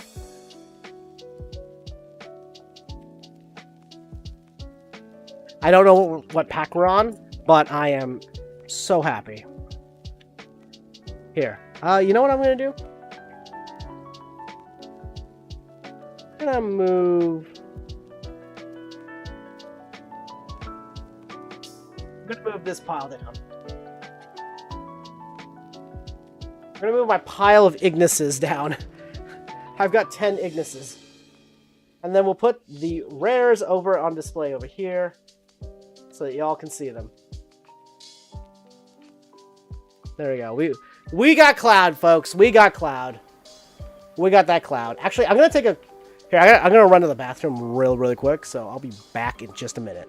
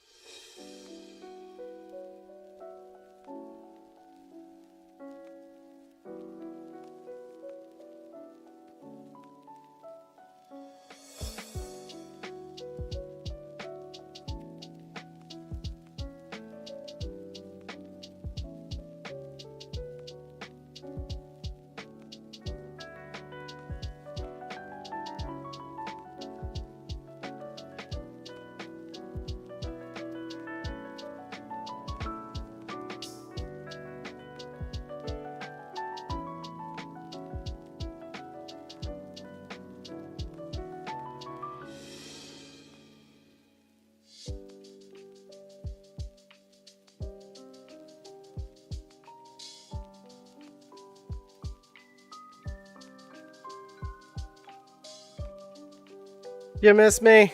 I'm back, I'm back, I'm back. Alright. Whew. Alright, so... Hi! We pulled Cloud! We got our alternative art Cloud! Very happy about that. Oh, is that a... I hope that's the sleeve. Hang on. Gotta remove Cloud from the sleeve. We got a little blemish on there. Yep, it's the sleeve. Sleeve's got a little dink in it. See that? Alright.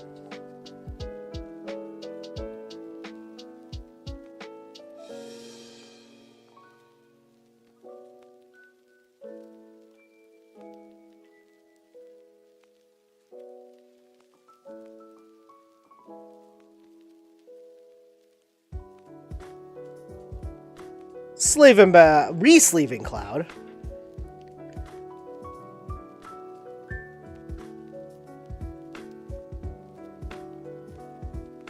It looks great. He looks great. All right, where were we? Next pack, next pack. Here it is, here it is. We got the Rook. Aerith Rescue Mission. Oh. Oh my gosh. Cards everywhere.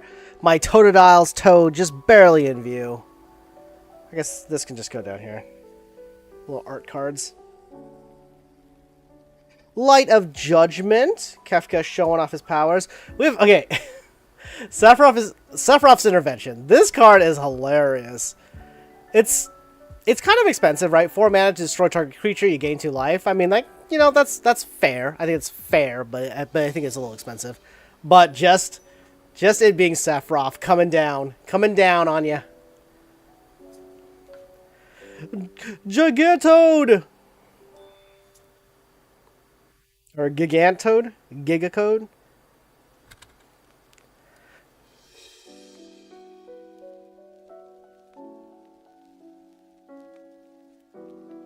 Sahagin.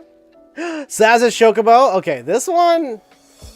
kind of a fun card, right? 1 mana for a 0/1 bird. It has landfall. Gets +1/+1 counter. I like it a lot. We have Ash, Princess of Damaska. She's also pretty good in the equipment sphere. Whenever Ash attacks, look at the top 5 cards of your library. You may reveal an artifact card from among them and put it into your hand. Put the rest on the bottom of your library in a random order. She's also a 3/2, so not too shabby, not too shabby. Circle of Power. And we got Firion, our Wild Rose Warrior. I don't think I've actually looked at this card either. So, 2 colorless and 1 red gets you a 3/3 Legendary Human Rebel Warrior. Equipped creatures you control have haste. Whenever a non-token equipment you control enters, create a token that's a copy of it, except it has this equipment's equipped abilities cost 2 less to activate. Sacrifice that token at the beginning of your next upkeep. Alright, okay. Not too shabby. And we got Terra! We got Terra Magical Adept, our first, like, second legitimate mythic. So, low-key, I actually did pull one of these, the extended art from a bundle I opened earlier, but I love her. Terra the best. Terra my favorite. We got a foil Araman and a Plains. Oh, and I really hope we pull a Vivi, but if we don't, we got the Vivi art card.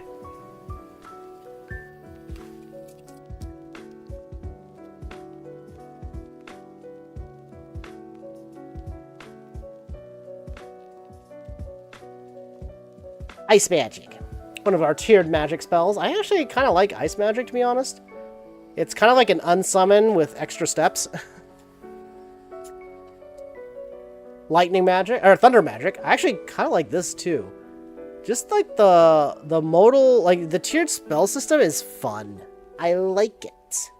A little pricey, but I like it. But I guess that's the point, right? It's just the utility of it all. This card won me a bunch of games, but not ever during the pre-release.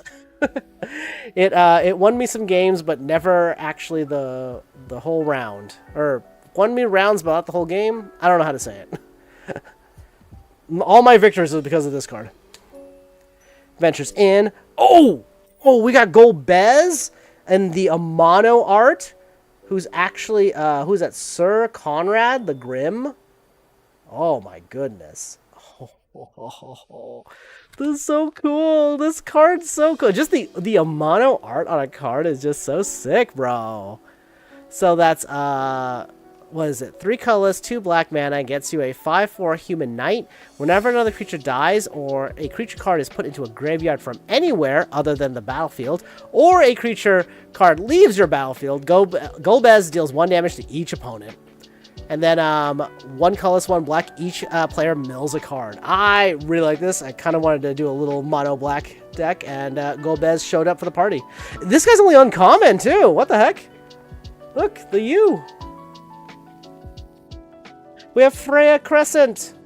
A lot of the Dragoons have jump, by the way, on their turn. Basically on your turn, they gain flying. But then also, she's like a mana dork for equipment. We've got Fenrir, but after getting the illustration one, too. We actually can put this in the normal pile. Albed Scavengers. Oh! Yes! A Bartzen Boko! I need this for my Chocobo Landfall deck. So, 3 colorless, 2 green gets you a 4/3 human bird. It's not a human bird, it's a human and a bird. Just for clarification. With affinity for birds, where basically for every bird you control, it costs 1 less colorless. So you can actually cheat Bartz and Boko out pretty fast. And also, like, you don't have to, like, worry about, like, the added cost. Yeah, basically you can just keep your momentum going. When Bartz and Boko enters, each other bird you control deals damage equal to its power to target creature an opponent controls. So that's kind of like one of the key, like, battlefield removal tools you have for this. Basically, the birds come into play, and then they just start whipping around. Love that. Haste Magic, a foil Haste Magic, a little combat trick. Not that red needs any more right now, with Monstrous Rage being legal. That's 1 colorless and 1 red, gets us +3/+1, and haste. Then exile the top card of your library. You may play it until your next end step. Not too bad, actually. Not too bad. Good utility. I think that has a spot potentially in a sword. The problem is red deck wins, and Izzet prowess, what is it? Red green aggro are very, very optimized right now, it feels like. It doesn't feel like there's a lot of room for new cards for those decks, where a card like that would see the most likelihood of being played. Suncrist. Okay, I kind of like this card too. It's a little expensive, but it's basically 4 mana, 4 colorless, 1 white. It's an instant speed, destroy target non-land permanent, but hang on. Costs 2 colorless less if you target a tapped creature. So it kind of like is an expensive destroy spell, but can be cheaper. Black Mage Rod. You get to create one of those Black Mages. Here's a card that does synergize with the town mechanic, by the way. Search your library for, for 3 mana, it's a instance speed. Search your library for a basic land card or town, put it into the battlefield, tap, then shuffle. When you search your library this way... Oh, wait, oh yeah, it doesn't even care about towns. I thought this one did something extra for towns. No, it just also can fetch a town. When you search your library this way, put a +1/+1 counter on target creature you control. So it's like, it gives you a little bit of something. Vane's Treachery. I actually do like this card a lot. Basically, 1 black and 1 colorless gets you target creature gets -2/-2. Kicker, sacrifice an artifact or a creature. Target creature gets -6/-6 instead. Wait, if this spell was kicked, that creature gets oh yeah, instead. Yeah, okay. And I was like, wait, did I not read instead? Did I insert instead? Is it technically better? No. Anima! We got more mom stuff. 6 mana for a 4/4 with Menace. 3 turns of pain. You draw a card, you lose 1 life. Then finally, each opponent sacrifices a creature of their choice and loses 3 life. Not too shabby. Omega, the Heartless Evolution. I don't want to read this card. It synergizes with towns. And it can stun things. Fang, Fearless Ciel. She's a meld card. Look at that. Woo. Kuja, Genome Sorcerer. Wait, this is a rare. Interesting. So basically, for Rakdos, you get two colorless, black and a red, for a 3/4 human mutant wizard. At the beginning of your end step, create a one of those 0/1 black mage tokens. Then, if you control 4 or more wizards, you transform Kuja into Trans-Kuja, Fate Defied. 4/6 Avatar Wizard. If a wizard you control would deal damage to a permanent or player, it deals double that damage instead. So basically, you're gonna close him out. And we got a bonus rare. We have a foil Siltskin, who is the merchant in 9. He's cute. Oh, I like this. How about a 3-piece combo of High Potion, Ether, and Phoenix Pinion for only 444 gil? He's cute. I actually like him. It's a cute card. Target opponent gains control of another target permanent you control. If they do, you gain a life. So it's one of those gift decks, or malicious gift decks. That's a Final Fantasy X. 100%. And then a Chocobo. A Chocobo. We are almost through this. How many do we have? Are we halfway through? Yeah, because that's 5. I think we're halfway through the box. I'm taking my sweet ass time with this one. It's probably okay. And then we'll at least open the bundle as well. The bundle has a weird thing on it I want to talk about. I think the bundles are the only way to get the extended art cards. Shinra reinforcements. Fat Chocobo! I love him. I love him. Sage's Noliths. Noliths? Wait, actually, that's kind of decent, isn't it? 2 mana gets us a 2/1. Whenever this creature attacks, untap target attacking creature, and oh. That's interesting. Weapons Vendor.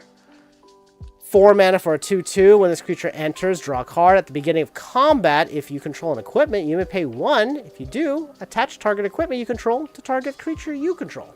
So actually, like, pretty solid, like, fast equips. It should be a core. If you guys don't know, the core are the equipment folk in Magic the Gathering. Are they from Zendikar? Yeah. White Mage Staff. Typical, 2 mana for a 2/2. Whenever this creature attacks, you gain 1 life. Also, Cleric. Crossroads Town. Unexpected Request. Gain control of target creature until the end of turn. Untap that creature. It gains haste.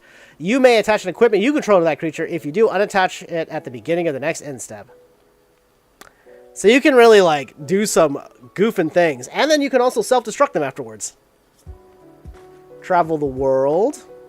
Oh yeah, here's a weird affinity for towns. So 7 mana, affinity for town, draw 4 cards. Auron's Inspiration. 3 mana, all attacking creatures get +2/+0, and then also has flashback. And then another Chocobo side quest, raise Chocobo. And we have Esper Origins. I got this in my pre-release, so it wasn't very useful for the deck that I was building, but it does transform into Esper Maduin, who is, spoilers, Terra's father. So there you go. And a foil suplex. I'm very happy about that, actually. And the road trip game. And is that Yasmat? Or yeah, Yizamot. Final Fantasy 12, yeah?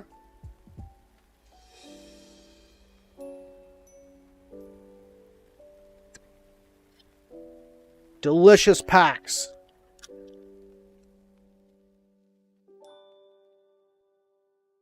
It's kind of hot in my place. There's like no airflow on my side. Oh gosh, these guys are from Final Fantasy 11. I don't know how to say that. Kikrin? It's like a little kobold rat thing. Actually really cute. He's handing you nuts. He's nuts. Slash of light. Not too shabby. Very equipment centric. 2 mana. I should talk about this. So it's 1 colorless, 1 white. Instance, Slash of Light deals damage equal to the number of creatures you control plus the number of equipment you control to target creature. So, a little bit of that removal. Wait. The Mysidian Elder. There's 2 characters named Minwu, I think. Now, you know what? I might be remembering that wrong, because I think there's actually a Minwu card in this set. Never mind. Fat Chocobo, Blitzball, Iron Giant. These guys are in a lot of the games. I think this is probably from Final Fantasy 15? From the Ruins, or maybe 14? Final Fantasy 14, probably. It says Final Fantasy 4. Nope, it is 15. Okay. Tifa's Limit Break. Somersault, Meteor Strike, Final Heaven. It should have been Dolphin Kick. Where's Dolphin Kick? Grahatia. Wait, he's a commander card, I think, in the Y'shtola commander deck. I have all 4 of the commander decks. I haven't cracked into them yet, though. But yeah, he's a little cowboy. BoomBerry. I tried playing a few of these, and it was okay during limited pre-release. Zidane, Tantalus Thief. I actually kind of like this card. Yeah, that artwork's actually really good too. That's pretty good. I like it. Oh, and we got Aerith Gainsborough, the new beastly cleric. 3 mana for a 2/2 lifelinker. Whenever you gain life, put a +1/+1 counter on Aerith. When Aerith dies, put X +1/+1 counters on each legendary creature you control, where X is the number of +1/+1 counters on her. I'm just saying, I like this card a lot. I think she's a fun card. We got Side Quest Card Collection from Final Fantasy 14, which means it's going to give you the mount, which is the Magicked card. Now Magic the Gathering has a card called the Magicked card, which you get by card collecting. Yeah, this art goes hard. I love this art so much for this swamp. Holy cow.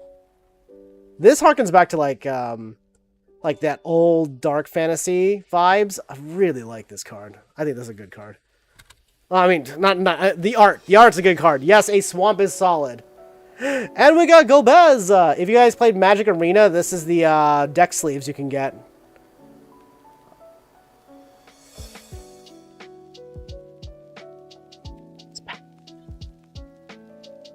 Hoping we get a...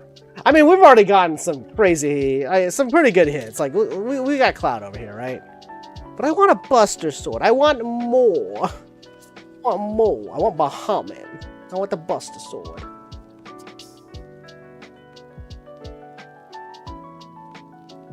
Magic Pot. Look at this little guy. Yeah, give me an elixir, please. We got the Ring of the Lucy.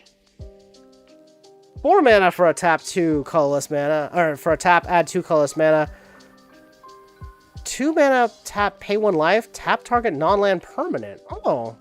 You know, I kind of like this card, actually. As an uncommon, this is kind of like a... I guess it's like a slightly more expensive Vaulted Key, right? Which I have a stack of in case anybody needs some. Shantato. Give it up, give it up. She's in Final Fantasy Dissidia, and every scene with her is hilarious. All of the villains, like, underestimate her, and she's just a really chaotically powerful, like, sorcerer. It's really funny. We got Ultros.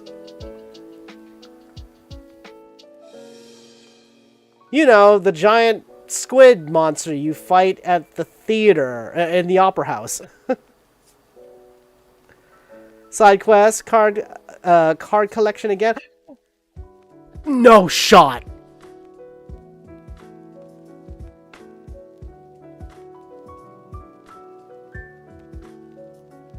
Folks, we just got Vivi.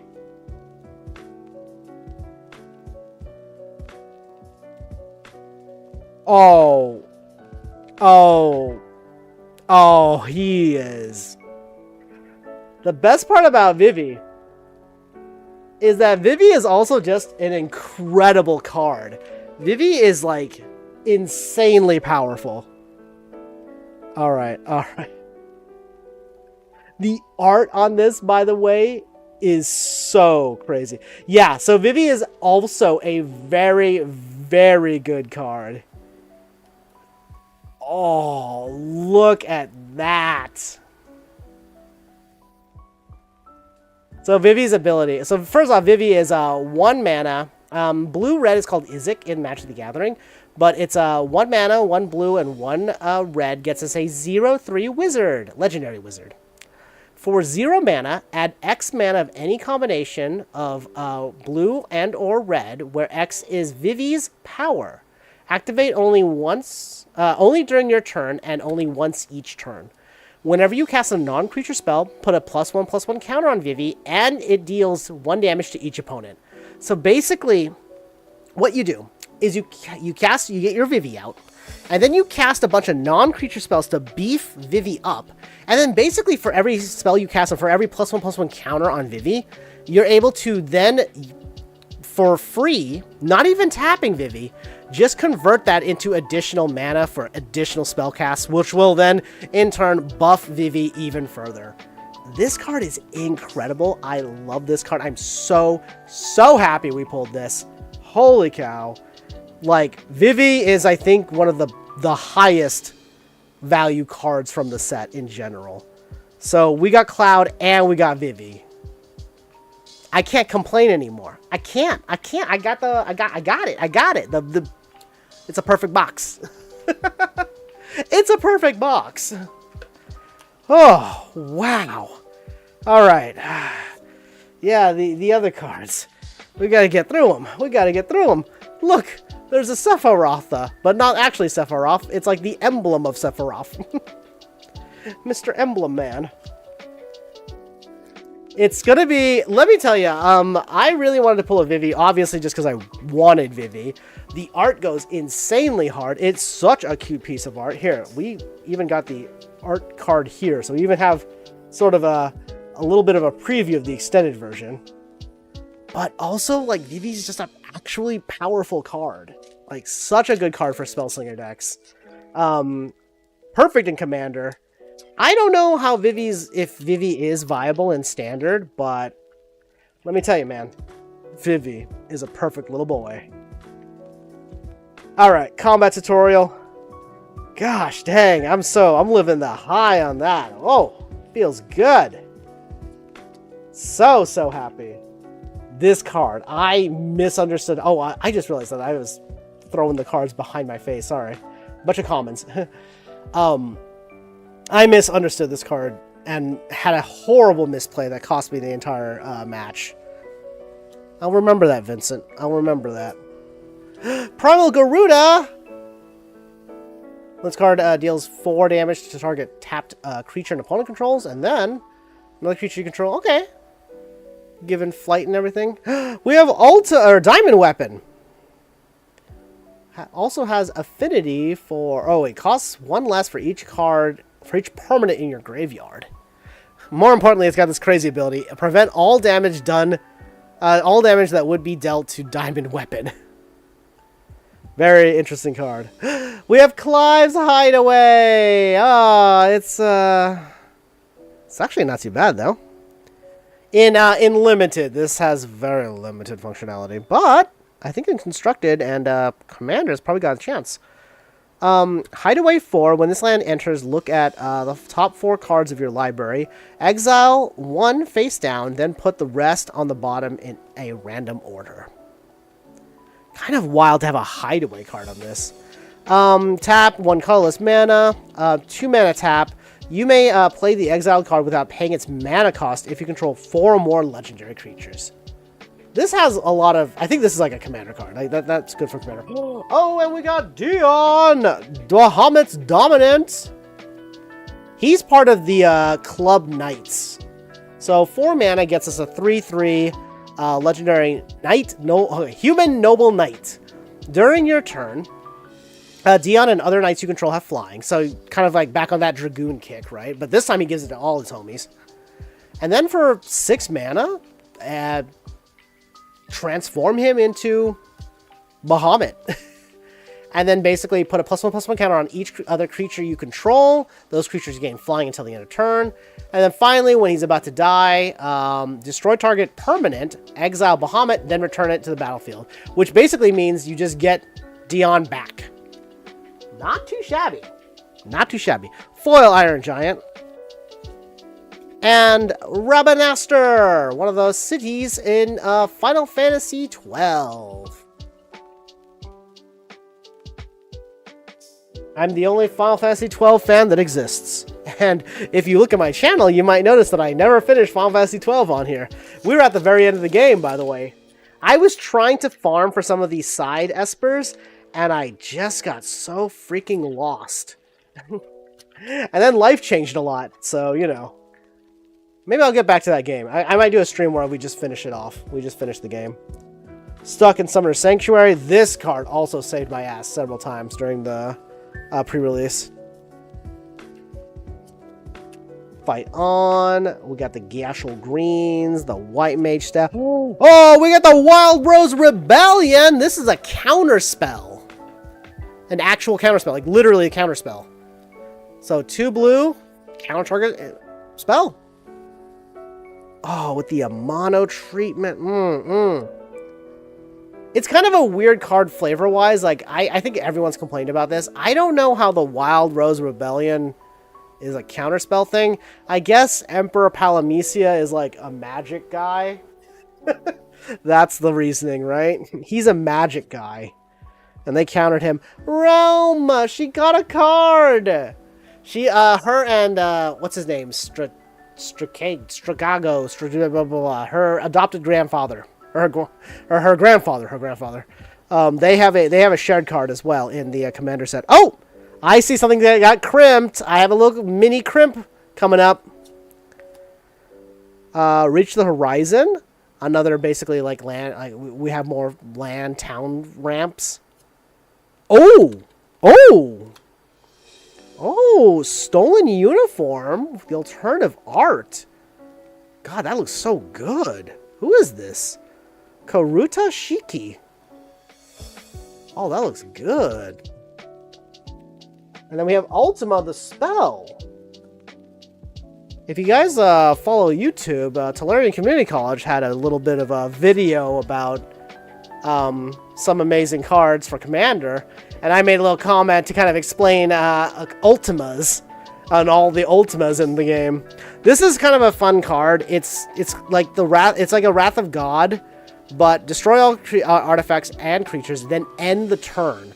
Which, by the way, if you see that, end the turn basically means that, like, end turn stuff just happens right away. Damage is immediately worn off. This turn and until end of turn effects end right away. So basically, like, you just sort of shut off a turn. Ideally, I guess, theoretically, the big thing is if you can cast this on an opponent's turn, you end their turn. Because it just says end the turn as a separate statement. Pretty solid. Alright, a foil fire magic. Ooh, a little bit of a quality issue there. You see that little, like, the vertical line right there, like, near Vivi's fingers on the right? Yeah, a little bit of a, like, very deep line there. But, foil fire magic. And then, where's this crimp card I thought I saw? Wait, what? Oh! It's not even truly crimped. Oh, gosh, it's, like, barely crimped. That's kind of annoying. That's not worth anything. That's not a fun crimp on an Ultima. We'll live. Fire magic. Oh, and a foil vector. And there's actually, I think there's 2 or 3 pieces of little chocobo art. I do like that the token cards have different art stuff on them. I think that's sick as hell.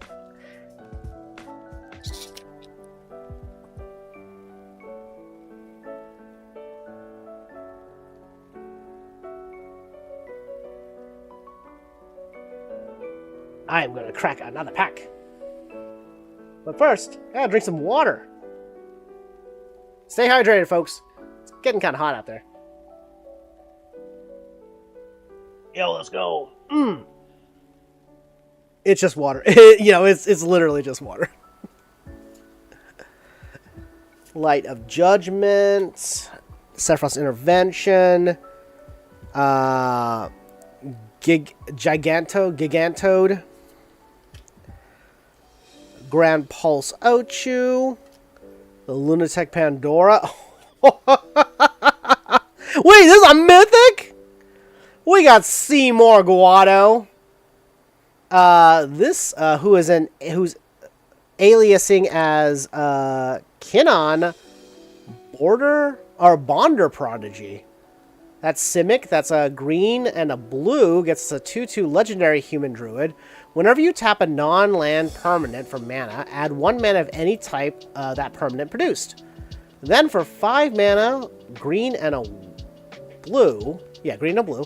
Look at the top 5 cards of your library. You may put a non-human creature from among them onto the battlefield. Put the rest in the bottom of your library in any order. So another one of these screenshot cards. Final Fantasy Through the Ages is what they're called. Well, we got another mythic, technically. There he is. On the screenshot from the game. Black Waltz number 3. I love Black Waltz number 3. Everyone does. He's our insano villain in Final Fantasy IX. Chases down the protag. Believes himself superior to all of the other black mages who are more or less mindless dolls. But Vivi pops this guy. The Prima Vista! Another Final Fantasy IX card. Really like the airships in 9 look very... So 9 is like an amazing game. One of my favorite Final Fantasies of all time. I think it goes, for me personally, I think my favorites in order. Number 1 is 6. 2 is 9. Tactics or Final Fantasy 7 is number 3. It's really a debate on those two. I think 7 and then technically Tactics. I think that's what I am. Prima Vista. Radia's return. This is what I was talking about. So the party thinks Radia dies at sea. Homegirl shows up with the white dragon. And oh, we got memories returning. Squall's like, wait, I remember Irvine had a cowboy hat exactly like that, but it was smaller. If you guys have played Final Fantasy VIII, you know exactly what I'm talking about. Irvine had the same goddamn hat. He wears a cowboy hat. How could they forget that? Memories returning. 4 mana, blue sorcery. Reveal the top 5 cards of your library. Put one of them into your hand. Then choose an opponent. They put one on the bottom of your library. Then you put one onto your hand. Then they put one on the bottom of the library. Oh my gosh. Yeah, it's a mini game. One of the mini game cards.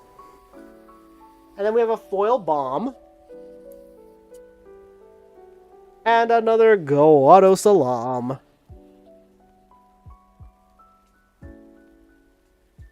Got a oh, whoa. This copy is sick as fuck, actually. That's really cool. So, in Final Fantasy IV, you start the game off as the Dark Knight, Cecil. And then eventually he has had enough of the bullshit and the murdering of innocent folks, and so he tries to redeem himself. That happens basically when he delivers the item to the village, Radia's village, and everyone gets killed, so she decides to protect Radia. Eventually he does this long exodus to become to face his own sins and stuff, and become the Paladin Cecil. Which, by the way, mechanically, he is also restarts at level 1.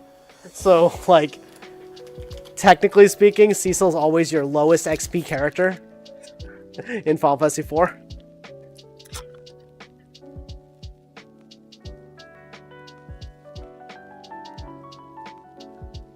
Alright. Weapons vendor. Vincent. Town. Oh! Oh! Dang it. The Straw. Listen from Final Fantasy 12. This is, I believe this is, Balthier's airship. It's the Smuggler's Copter. 2 mana gets us a 3/3, just normal artifact. Whenever this vehicle attacks or blocks, you may draw a card. If you do, discard a card. It's rare. It's marked as rare. Is Smuggler's Copter rare? We got Quizits, who's a teacher. She's in Final Fantasy VIII. She's basically the main character's like homeroom teacher, right? The funny part is that Quizits is really smart and intelligent until she joins the party. If you're familiar with One Piece, she's kind of like the Robin, and then when she joins the party, she is kind of like the Robin, where she gets like really dumb with the rest of the crew. That's all good. There's Gladiolus, our big Buffy boy. He's got some landfall triggers that are good. Granting +2/+2 to target creature. And negate trample. Pretty solid. Chocobo Raceway! Landfall, you get a 2/2 bird. I like it a lot. Oh, our first rare town, it's Jador from Final Fantasy VI. Huh.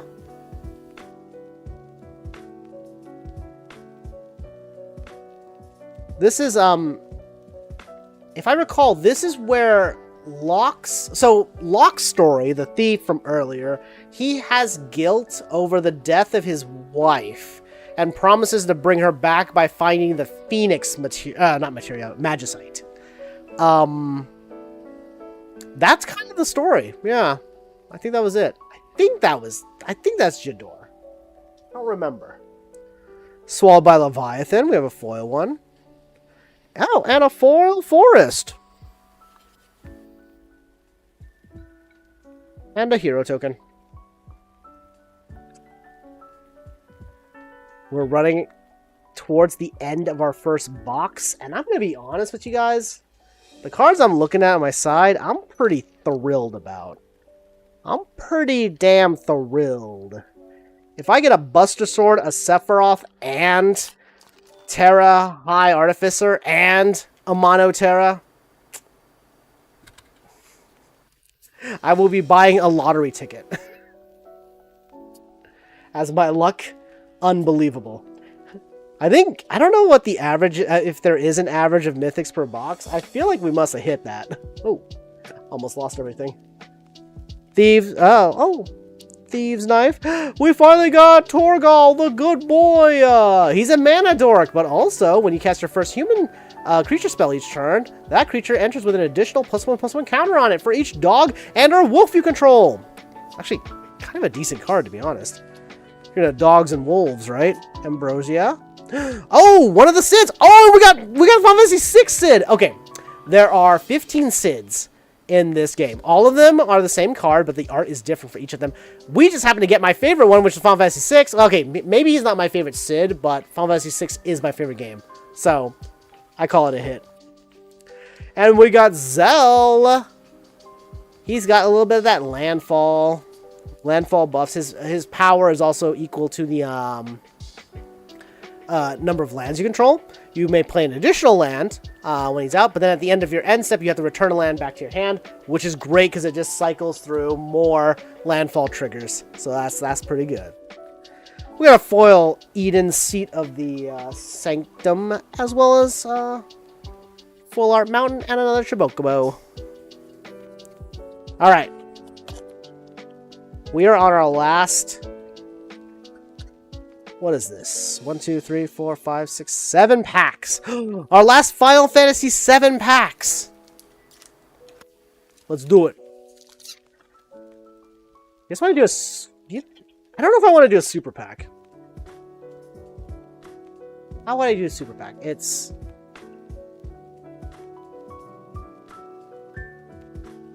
no, because there's two-sided cards in here. I was thinking, I could do a super pack. But no, like, there's two-sided cards in here, and that would ruin a little bit of the fun if I spotted one of those. Magic Pot, White Auracite. Dragoon's Lance? Lancer. That's the base class in Final Fantasy 14. Lancer. don't ask. We got Gyot, the king of the dwarves. Another swallowed by Leviathan. The Wandering Minstrel. This is, I think this is Yoshi P. From basically, I think that's Yoshi P. Right? That must be the Yoshi P card. Yoshi P is like the head director, developer of Final Fantasy 14. Basically, when Final Fantasy 14 launched, it was a mess, and then he came in and said, it was like, I can fix it. And they made him like creative director, and he did. And if anything, the only current quote-unquote flop that he's ever had with the MMO 14 is apparently the recent expansion is not up to snuff, apparently. Still good, but like not the best. He is also Wooburg, by the way. His color identity is Wooburg, so he's kind of a cool card. Okay, first off, look at this. 2 mana, so that's Simic. Green and a blue gets us a 1/3 legendary human bard. Lands you control enter untapped. That's crazy. That's a lot of potential right there by itself.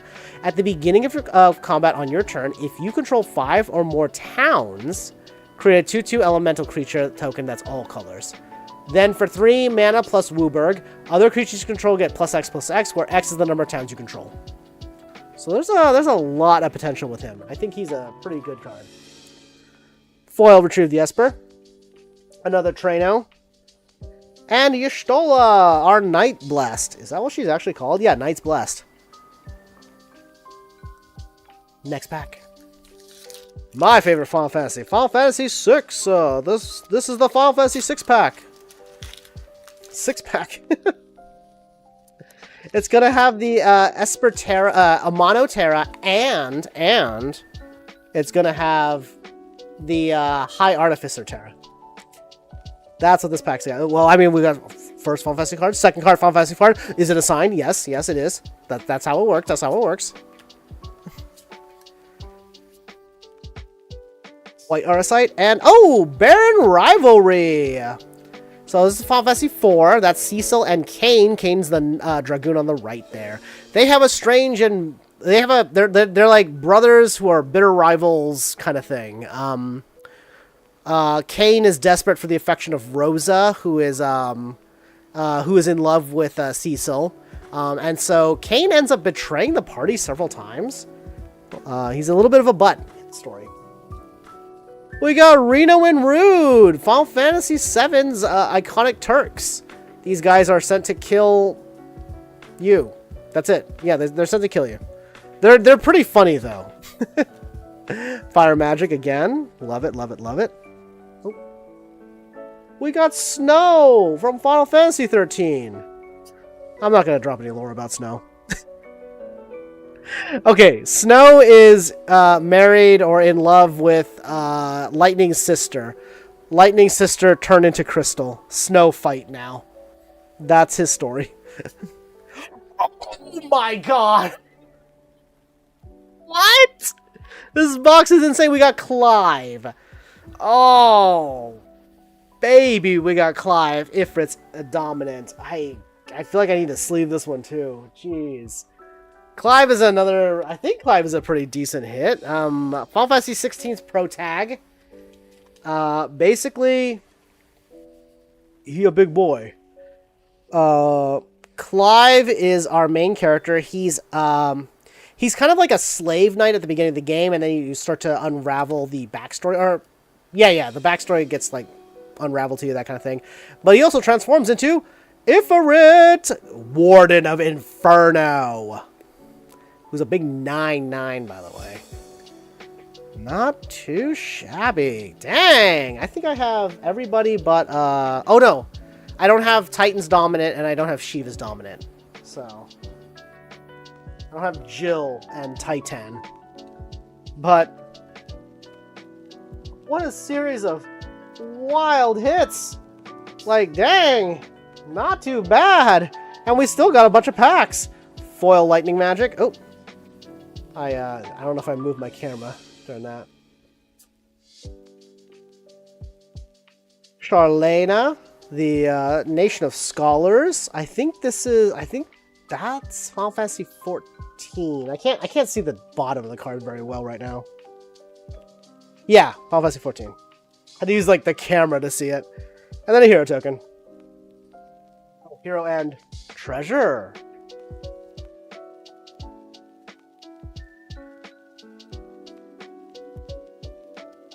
I don't know how we're getting such good hits on this pile of cards, man. That's crazy. Ice Magic, Dwarves, Lunatic Pandora, White Arasite, Ash again, Power, a Circle of Power, Thieves Knife. I can't believe, to me, this is gonna sound weird. I don't know if Thieves Knife reads as an uncommon to me. Feels like a common. We got Torgal, a Fine Hound, Brimhild. This was my I got the stamped, the pre-release stamped one in my pre-release box. Unfortunately, the color, like red, was not exactly a good synergistic color for me. And a foil Ambrosia, who's Jill's mount, by the way. Is it Jill? I think it's Jill's Chocobo. And a forest, and another Chocobo. And look at this Lalafell Black Mage. What a cool guy. Tips wizard hat. And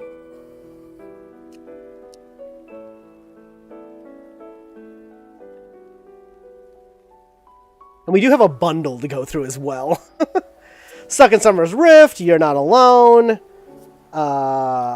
Those other cards, Gyashul Greens, The Crossroads, Laughing Mad, and we got the Gold Saucer. I actually kind of like this card. Also, Edgar technically works with this card pretty well, right? Basically, Gold Saucer, you get just a colorless tap land, but then you also get, not tap land, just a colorless land. Doesn't come into play tapped. It is a town. 2 mana, flip a coin. If you win the flip, create a treasure token. Then 3 mana, sacrifice 2 artifacts, draw a card. Kind of a fun card. We got Renoa! What I like about Renoa is that she does summon Angelo. Look at him. He's a good boy. He's a good boy. Stolen Uniform again. Again? Crystal Fragment. This is on Final Fantasy 9. Who also... So, 1 mana gets us a equipment that gives +1/+1. But then for 5 mana and 2... Or 5 mana, 2 white mana.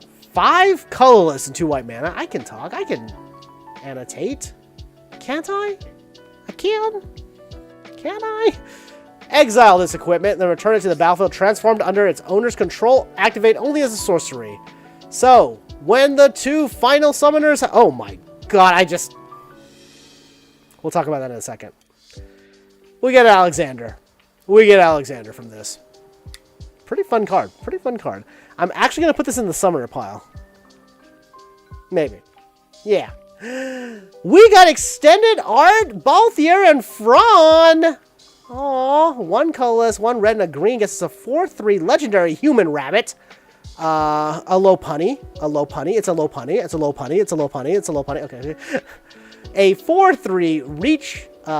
Vehicles you control get +1/+1 and have vigilance and reach.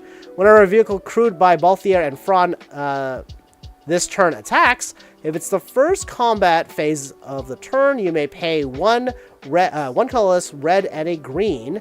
If you do, after this phase, there's an additional combat phase. I like this card. I like this card a lot, actually. I think it's a pretty fun card. I think it's pretty good. Pretty solid. Town Greeter, foil Town Greeter, and a foil Plains. And, oh, a signed, a signature Edgar card. What's he called? Edgar, Master of Machines. Cute. Where do I... Have I been putting these in a special pile? Yeah, I guess I have. Alright, we are on our last 3 packs. And then we do have another bundle that we can crack open. So we do have a bundle. I'm pretty excited to see what we get in the bundle. Alright. We'll try to speedrun these last few packs. Because at this point, I can't imagine getting any more hits. Like, surely we've got enough hits, right? Right? Airship. Which is... Yeah, there you go. Oh! Overkill. Target for 3 mana. 2 colorless, 1 black. Instant. Target creature gets -0, -9,999 until the end of turn. Hilarious. We got Prompto. Finally pulled a Prompto. Galoof's Final Act. Oh, we have a Vanille, which means that we can show you the Meld card. So Vanille, the Cheerful Lysiel. And Lulia, oh god, his name is, oh god, it's Luiso Sacrifice.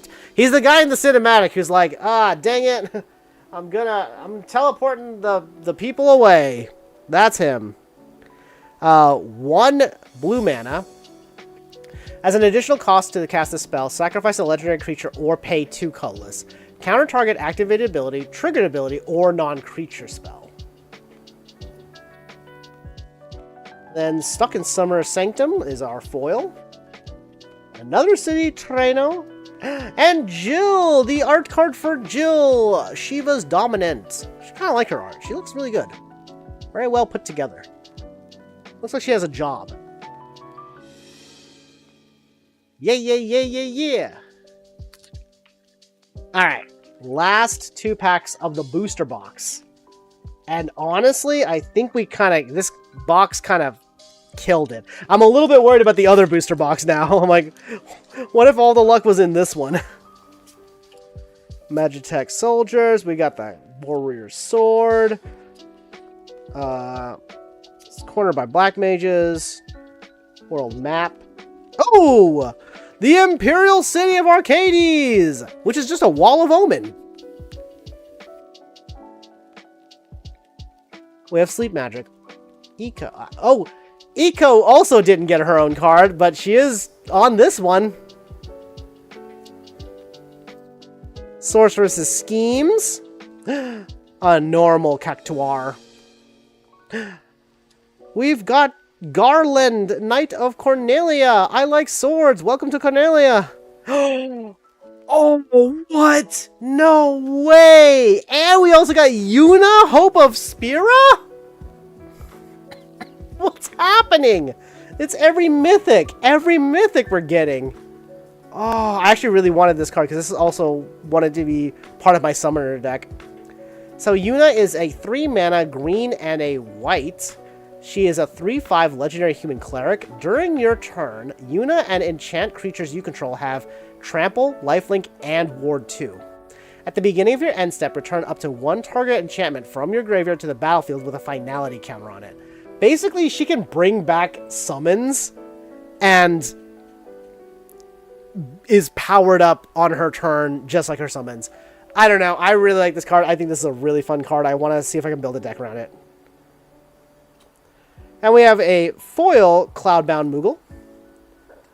And Insomnia, the Crown City. This is from Final Fantasy 15. Oh, and is this a dancer from Final Fantasy 14? It's Dancer's Chakrams. Wait, I don't know what card that is. I don't think it must be uncommon. We haven't pulled Dancer's Chakrams yet. Alright. Last pack of the booster box. At this point, oh, the corner. Oh, the corner was a little dinged. Oh, like look at that. The corner for a few of the cards is a little bit. That wasn't me, I promise. Ice Magic. Dwarven Castle Guard. Thunder Magic. Undercity Dire Rat. Blitzball Shot. Hill Gigas. World Map. Wait. Oh, I woobered it wrong. Yeah, green's supposed to be on that side. Maybe that's why I was confused. Ether. The Final Days. There's Choco Comet. This is one of the cards that I have in my Chocobo Landfall deck. And Adalbert Steiner, who gets +1/+1 for each equipment I control. So there we go. So he's got, again, like Knight Synergy, Knight Equipment Synergy deck. Oh, what the heck? Like alternative arts sin? Spira's punishment. Oh, what the heck? Dude, this box has gone insane-o mode. Oh, wow, it looks so good. Big art, yeah. Look, it's another dad. We got the dad card. By the way, I pulled the normal version of this during the pre-release, and I built my deck around it. And unfortunately, I made a horrible misplay. So it says, whenever Sin enters or attacks, exile a permanent from your graveyard at random. Then create a copy that a token that's a copy of that. If the exile card is a land, repeat this process. My opponent insisted that it was random cards from my graveyard, and if I got a permanent, I would get it. I don't think that's how the card runs. Either way, I'm very happy for this extended art card, this alternative art card. It looks incredible. I'm so happy. Woo! Woo! What a booster box! Okay, foil town map. And finally, we got the 7th Heaven. Beautiful. Oh, okay. Whoa, whoa. I don't think I've seen that token before. The Robot Warrior. That's like that's one of the Magitechs. Okay. Before we open the bundle, let's take a gander at our pulls. Because I gotta say, insane. Crazy. Actually, wait. Before I do that, before we get to that, let's grab Fang. There she is. Easy to find. Let's grab Fang. I'll show you guys what Ragnarok looks like. So, Fang and Vanille are roommates. Happy Pride Month. They're gay. They're lovers. They're canonically lovers. The ladies are together. And they meld into Ragnarok, who's pretty beastly, really. Lots of keywords, lots of blow-up stuff on entry. So there you go. Okay, let's take a peek at our pulls. These are our, like, rares or art cards. That's a lot. That's a pretty good number. We got Clive. We got Vivi. We got Cloud. Bro, look at this. That's stacked already. We got some Through the Ages cards. We got some Vons, Machinist Arsenal, a foil Moogle's Valor, Edgar. We got a mono Hero of Light, Water Crystal. We got Saz, or Jumbo Cactuar. This is an uncommon technically. Promise fulfilled. We got Noctis over here. Leviathan. Another Moogle's Valor. We got Jet, who transformed. Bam. Braska's final summon, or Aeon. Motoya. Balam, Child Soldier Factory. Cypher. We got the Spira's, the extended art. Spira's Punishment. Along with Yuna. Hope of Spira. I gotta put this to the front. This is technically uncommon, but it's the Imperial City of Arcades, Wall of Omen. Lulivo. His name's like Lulivo. This guy's Sacrifice.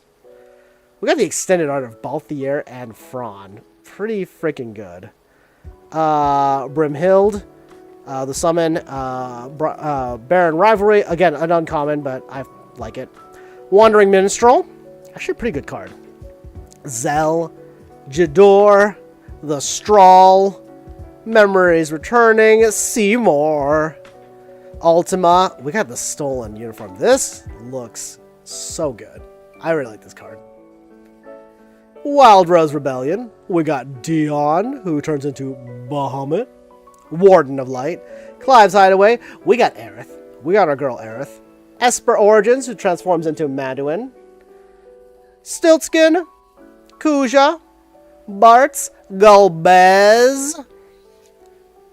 Terra, my girl Terra. Really, really, really good.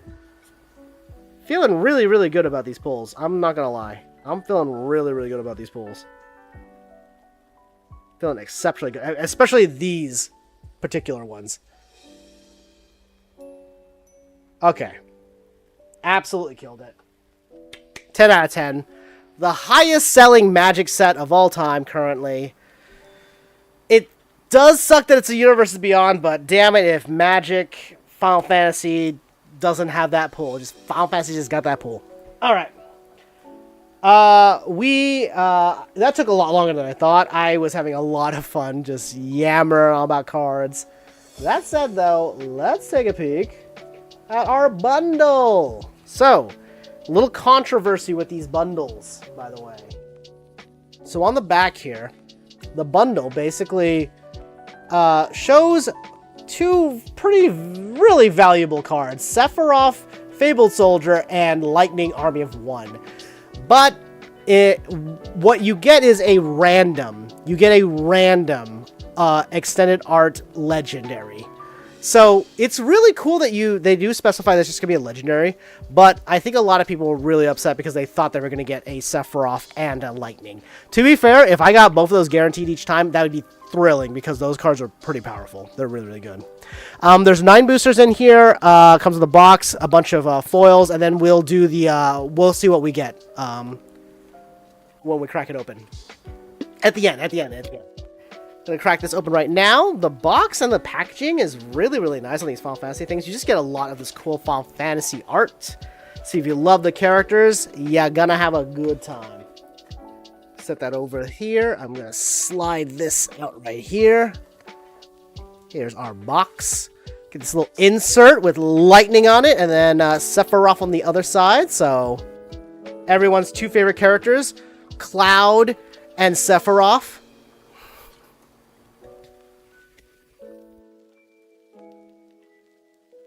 Box over here for a second. Then we... Hang on a second. Yeah, there we go. Got this little cardboard insert. It's got Cloud on it. And then Sephiroth on the other side. It's lightning. I know it's lightning.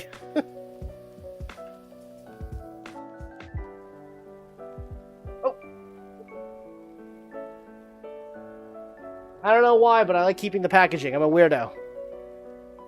We got our boosters! So, I'm going to try to make sure that we don't get spoiled on who we get. We're going to keep these face down. I think this is the one that has it. So we'll leave these face down first.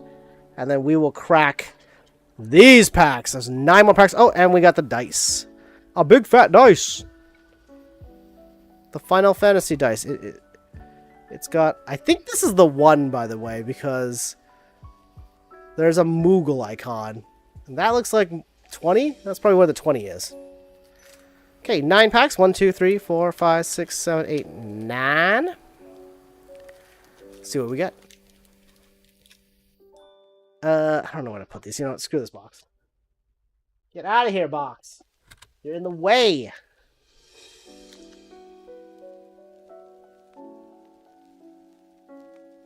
And for the record, I was actually able to get everything here at MSRP. Like, basically, when they made the announcements that it was, like, ready to go, I called up some of my stores, put in my orders, and all that type of stuff. Some of the things did have to arrive from other places. I have a couple game stores in another city that I really like to use. It's the city that my partner and I have a house in that city, so we really like it, and so I tend to order things from those places. Some of these are actually from, was it Target? I did get the bundle from Target, though.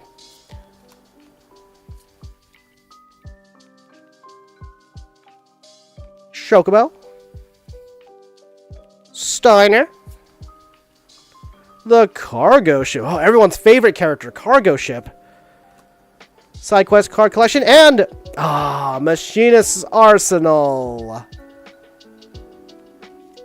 We will put this in the additional rare pile.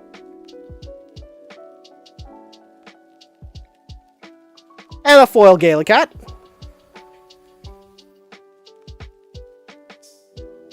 And the Gongala. Gongaga. I have so much garbage all over me. It is a wild time. It is a wild, wild time. Wait a second. Whoa, you all see this?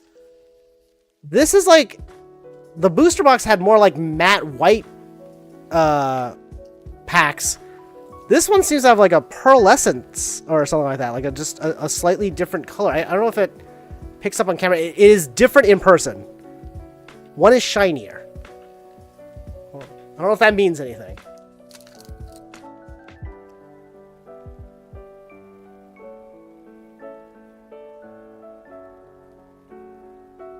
I don't know what factories they're from. What? I thought they were all made in the States. I don't know. Fate of the Suncrist.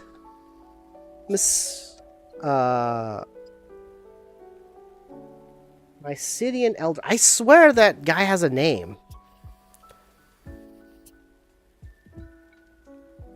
Okay, we have Garnet. Ah. Nah. I don't know where which uncommon has a chance to be anything or whatever. Oh. We got Squall! That's actually kind of fun. So here's Squall. As you can see, he parallels Cypher.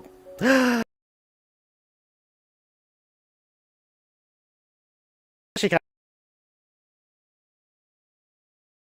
parallels Cypher a lot, except that instead of Cypher being mono red, Squall is white black. And actually, I kind of think Squall's ability is pretty decent. Firstly, whenever an equipped creature you control attacks alone, he gets double strike.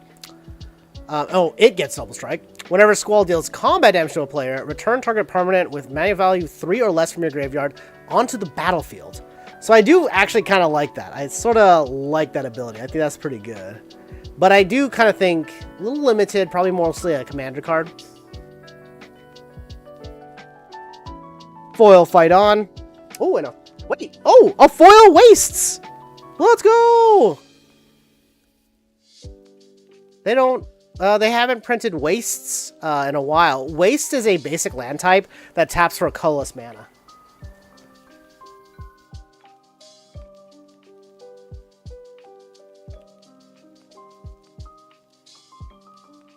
Yo, what we got here? Oh, I thought I saw something crazy. I don't know how to explain it. The foiling looked weird. Maybe I did see something. I don't know.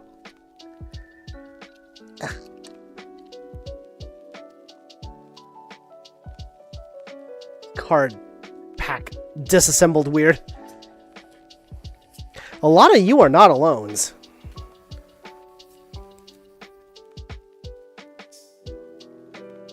White Arasite. Oh! Vanadil Adventurers! Wait, what is this card? It's Laboratory Maniac. What? Whenever you would draw a card while your library has no cards in it, you win the game instead. Oh, okay. Kind of a fun, weird card. Sorceress' Schemes. Sleep Magic. Cactuar. And Edgar. We got another Edgar. And a foil Delivery Moogle. Wait, this is different from the other one. Oh, there's 3 Moogles. Oh, no, I'm getting it mixed up with Stiltskin. That's what happened. A Swamp. Some of these cards are... Like, look at this one. It's got, like, a weird, like... A little bit of a bend in it. Oh, it doesn't really pick up on camera. You see the little mark there? Chocobo. I have heard that, like, there's a little bit of quality control issues. Just a little bit with this set. And it sounds like maybe they're, like, really printing it, like, really overprinting it. I was able to get these because I bought in very, very early when it came to pre-orders. But my understanding is that, like, the prices of of products and whatnot is going down. Like, it seems to be going down. My partner and I actually went to Best Buy over the weekend, and they were fully stocked with the Commander cards. The only with the Commander decks, sorry. The only thing that they did, and the starter decks, which I also actually have. I have the starter deck over there. It's kind of out of view right now. It is out of view. But they didn't have the bundles. And I think it's because the bundles are still worth kind of a little bit, a premium. Just because it's the only way to get the foil extended arts. I think you can get them in the collector's edition boosters, but I don't know. Thunder Magic. Laughing Mad. Oh, Saz's Chocobo. I like this card. I don't know how to explain it. I just like this card. I think it's neat. We got Circle of Power. And... oh. Emperor of Palamecia. And... we got Zodiark. Umbral God. 5 black mana. Gets us a 5/5 legendary god, indestructible. When Zodiark enters, each player sacrifices half the non-god creatures they control of their choice, rounded down. When a player sacrifices another creature, put a +1/+1 counter on Zodiark. Is this Final Fantasy 14? Yeah, it's Final Fantasy 14. Not too shabby. We got Quina! Wait, Quina made the cut! Oh, that's awesome. 3 mana for a 2/3. Cool. If one or more tokens would be created under your control, create those tokens plus a 1/1 green frog token are created instead. 2 mana, sacrifice a frog, put a +1/+1 counter on Quina to show Quina eating the frogs. I like that card. It's like the Final Fantasy 1 party going through. We have like Fighter, White Mage, Black Mage, and what looks like Thief? And a treasure token, who's also a hero. Alright, final 5 packs. So far, my journey has been incredible, and we get to see whatever the extended art illustration rare we got. Illustration rare? No, God, I'm thinking Pokemon. Extended art card. Earth Rescue Mission. Bomb. Gyasho Greens. There's a new Scott Pilgrim versus the World game coming out. Well, these cards feel really smooth compared to the other ones. Cargo Ship, Adventurer's Airship, Cargo Ship, and Cargo Ship. We got another Fire Magic. Gaius. Wait, we got the Mythic Y'shtola! Oh, 4 mana and 4 colorless, 2 blue gets us a 3/5 legendary cat druid. At the beginning of your end step, exile target creature you control, then return it to the battlefield under its owner's control. If it's the first end step of the turn, there's an additional end step after this step. Oh, wait. That's great. Wait, that's kind of wild. There's a lot of possibilities with this kind of card. Dang, that's a lot of... it's like a lot of value on there. Well, what the heck? No, my Y'shtola's got a weird nick on the top. Look at that. It's also got a little blemish right there. At least this is just the normal treatment, not like a weird rare treatment. I'm very happy about that. Oh. And we got the double rare pack, another Dion Bahamut's Dominant. I actually pulled some of these already, so I think I literally have 4 now. So I have a playset of Dions. And a foil Iron Giant, another one. Gongaga. And the Robot Knight, Hero. Wow. Okay, so we got a Mythic. Oh, by the way, the Final Fantasy Through the Ages is supposed to be roughly once every 3 packs. I think technically we're underperforming with the box that we got. I think we only got like we should theoretically had about 10-ish. I think we only got like 6 or 7. So these packs have a chance to help make up for that damage. All right. Blitz Bowl, Combat Tutorial. It was the first card was was it resentful revelation? Sabotender, another adventurous airship. Okay, there it is. We got ball. Wait, this is a command beacon. Wait, that's wild. That's crazy. Getting a command beacon. Command beacon is a land, non-basic land. Tap, colorless mana. Tap, sacrifice this land. Put your commander into your hand from the command zone.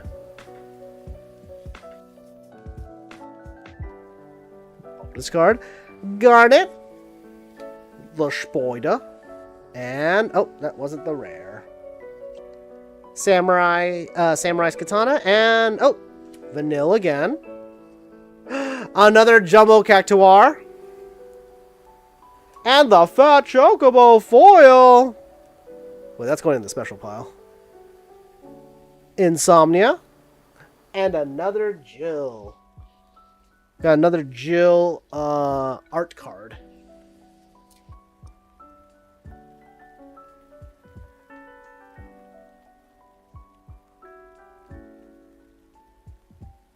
I'll also say this much. These packs also rip just a little bit differently than the other packs.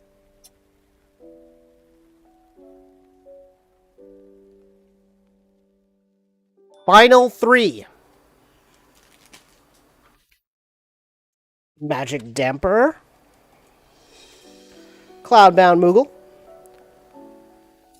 Ifrit. Ariman. Not gonna name them all. I decided I wanted to save my breath. Thieves' Knife.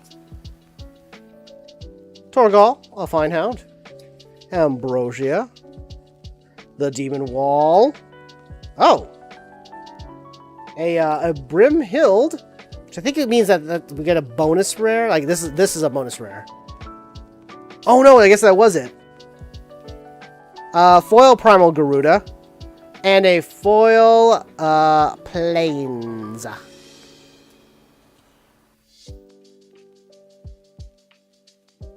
Final 2 packs, y'all.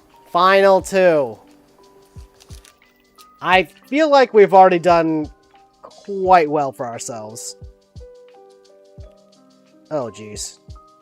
Okay, this pack doesn't want to unleash. There we go. Oh, don't want to do the little corners bad.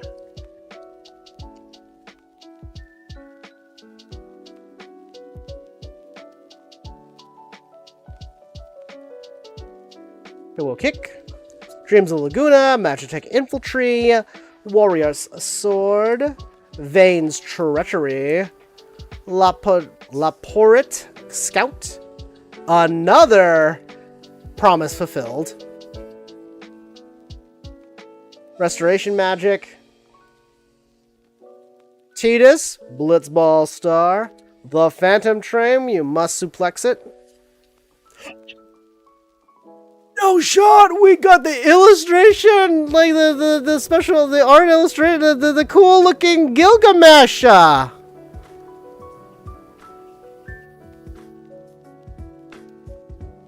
Okay. Whatever they did to this set, they made it fun to open cards for it. That is awesome. It looks so good. Look at him. It's the Battle on the Bridge guy! Oh, that's spectacular. The Foil Scout. And a beautiful island. And the frog! We got the frog! There's Quina! There's Quina! Focus on Quina! Focus on Quina! It won't! It won't! It doesn't know how! Alright. Is there a Sephiroth and a Buster Sword in here and another Vivi? Is there an alternative art of Vivi? Oh my god.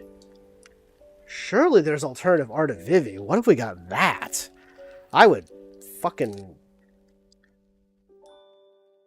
I can't say. I can't say and keep that and keep my chill vibes. Wrappers getting everywhere. I am making an awful, horrid mess. Remember, guys, if you're gonna buy magic cards, like buying boosters and cracking them, please be responsible. Like, I can afford to do this because I save money. I have a real job, that kind of shit. So, don't gamble unless you can afford it and you're doing it responsibly. Reach the horizon. Eject. Side quest, raise chocobos. No, I do what I want. Bankruptcy. I cast bankruptcy. We got starting town. Our last rare was a starting town. Okay, starting town enters tapped unless it's your your first, second, or third turn of the game. Tap colorless, and then tap pay 1 life, add any mana of any color. That's actually okay. That's okay. I like that. Dang, no additional bangers. So our last pack had the starting town in it. And we got a knight. And a hero. Alright. We're not done yet. We have one more big reveal. And actually...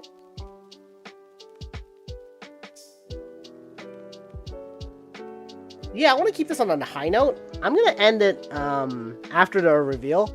I'm just going to open my foundations and ether drift off stream. Unless y'all want to see that. I don't know if y'all do. So first off, let's find out what we get in this. This is the... oh! So this is the card. So that is the guy. So this is like... I think this is a full art land pack. And then we're going to see who we get in this one. Because it looks like this is the one that has the 2 extended art cards. We get... oh! We get Gaius. Foil Gaius and... oh, and an extended art for foil for Red 13! These are... wait, this is a commander card. Yeah, this is a commander card. The other one's just the normal set, main set. We got Red 13! 1 colorless, 1 red, and 1 green gets us a 3/3 Beast Warrior, Legendary Beast Warrior, with Vigilance and Trample. Other modified creatures you control have Vigilance and Trample. Cosmo Memory. When Red 13 enters, when Nanaki enters, return target aura or equipment card from your graveyard to your hand. Yeah, it even says on the card, I am Nanaki, Watcher of Cosmo Canyon, and Son of Seto. Great card, great card. And then you also get like a foil, full arts. Okay, honestly, I highly recommend getting bundles. I think bundles are the most fun. Because, like, look, you just get, like, a pack of... you get just some really cool cards. The bundles are a little bit expensive right now. They are being sold at a premium, unfortunately. I think the MSRP for a bundle is supposed to be $49.99. But I think I've only seen them for, like, $70 a pop. I got this one for $49.99. Yeah, $49.99, yeah. And then this, yeah, this is just additional full art lands. And there you have it. Wow. Even the boosters from the bundle did wonderfully. We got some excellent cards from this. Really, really happy about this haul. Maybe not as happy about this one. It's not even rare. I wanted rares. I didn't realize you could get uncommons in this slot. Oof. Damn. We got the Gilgamesh, Master of Arms. Like, let's go. You know what I'm saying? This, whatever. Brimhild, Jumbo Cactuar, Command Beacon. Another Dion. Y'shtola. I think we did. Beautiful. I'm very happy with that. That was an incredible haul. Some seriously amazing cards in here. I think I'm good right now. Well, you know what? We got a few other things we can open.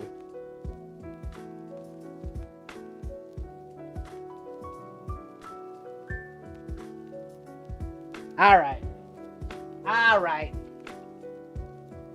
We are gonna end the stream after opening another bundle. We're gonna open the Ether Drift bundle, y'all. We're gonna muddy today's spectacular Magic the Gathering showing with everyone's favorite set. What was that? It's Ether Drift! I'm actually even going to go as far as to organize Ether Drift in a separate pile. Just because. So, I was able to pick up an Ether Drift bundle, which is, again, 9 packs.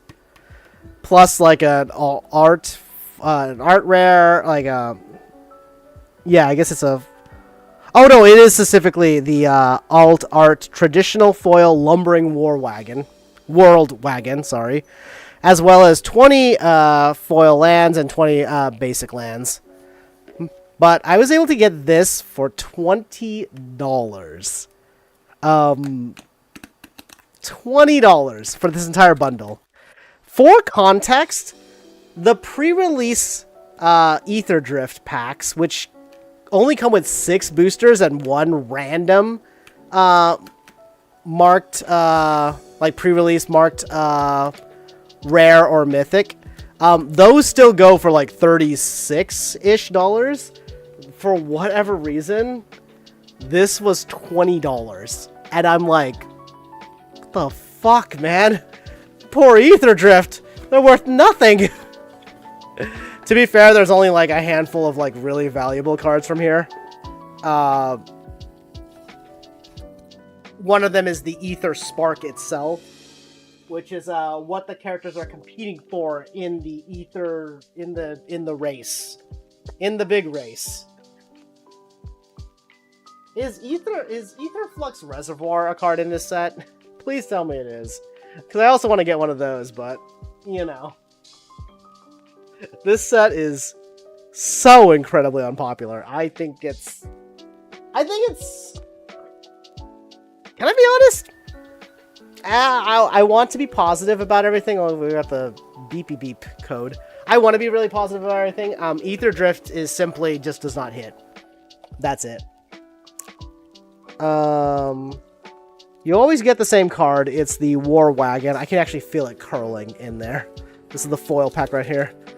So, let's go in the garden.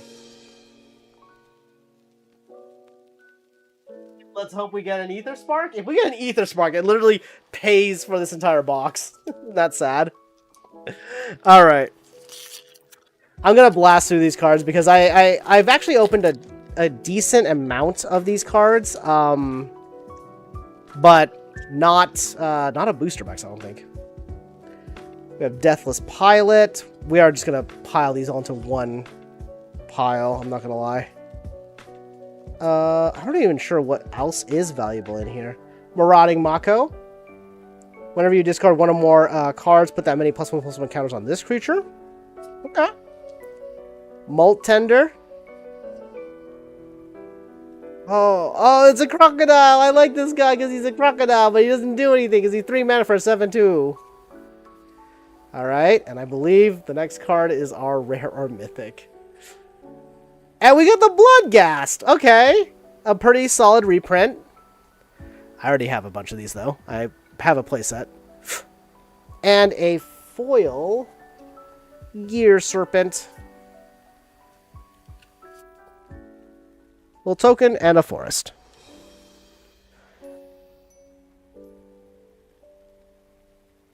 Don't you worry, I will, for all the other cards that we pulled from the Final Fantasy set, I will, after stream, basically sleeve everything.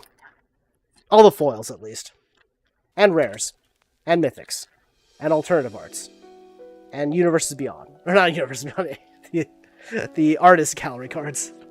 Off Balance, Light Shield Parry, Pedal to the Middle, Chitin Gravestalker, Alkarian Jaguar, Hull Drifter, Velo Heart, Rangers Refueler, Earth Rumbler, Pit Automation, or Automata, or Automat. Automaton, sorry. Apocalypse Runner. We got the mythic Yanling, the Wind Rider. She's 2 colorless and 2 blue. Gets us a 2/4 legendary human wizard pilot. When this creature enters, create a 3/2 colorless vehicle artifact token with crew 1. Vehicles you control have flying. Whenever one or more creatures you control with flying deals combat damage to a player, draw a card. You know what? Pretty solid, actually. A little expensive, but pretty solid. Brightfield Mustang. Foiling looks pretty good on this, actually. 3 mana gets us a 3/3 horse mount. Whenever this creature attacks while saddled, untap it and put a +1/+1 counter on it. Saddle 1.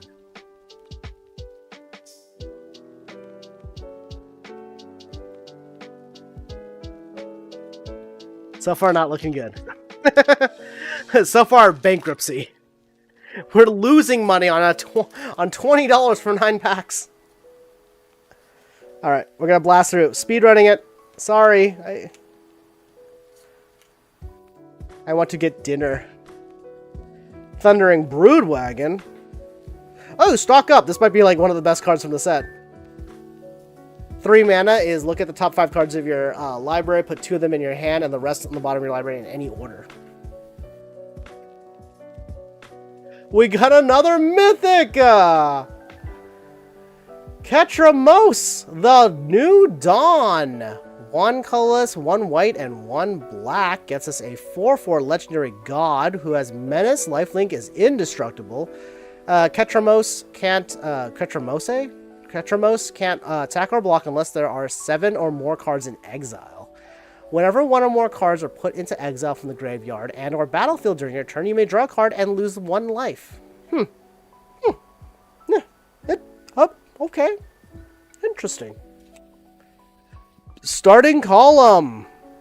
It's got everyone's favorite mechanic. Start your engine on it. Vroom, vroom, vroom, they said. Vroom, vroom. And then that guy. I like his art. What's his name? Right. He did Pathfinder art. He's the Pathfinder art guy. I don't want to flip it over. I want to try to guess. Is it Renfield? I can't remember. Whoa, wait. That's not who it was. Mirko Faglioni. I'm so sorry. I mixed you up with another artist. This looks spectacular. Alright. Ether Spark. That's what we want. We want the Ether Spark. Then we can stop buying this. Then we can stop buying all Ether Drip cards. Alright. Grim Bauble. That's a decent card. Broken Wings. Trip Up. Dragosaur. Auxiliary. Hour of Victory. Point the Way. We got Afterburner Expert. A Green Goblin. So that's 2 colorless and 1 green. Gets us a 4/3 Goblin Artificer with Exhaust. Which, by the way, Exhaust is you can only activate the ability once. It's 2 colorless and 2 green. Put 2 +1/+1 counters on this creature. Whenever you activate an Exhaust ability, return this card from your graveyard to the battlefield. Plays like a traditional goblin. Or not a traditional goblin, but an unkillable goblin. Ooh, and we got the Scored Baron. Just a nice... Honestly, the lands kind of have like nice foiling on them. Look at this. Got this like interesting texture. All right, we got 5 booster packs left. Is that right? Yeah, 4 rares / mythics. So I haven't received a bonus one yet. Bonus rare. Okay. Blasting through the Ether Drifts.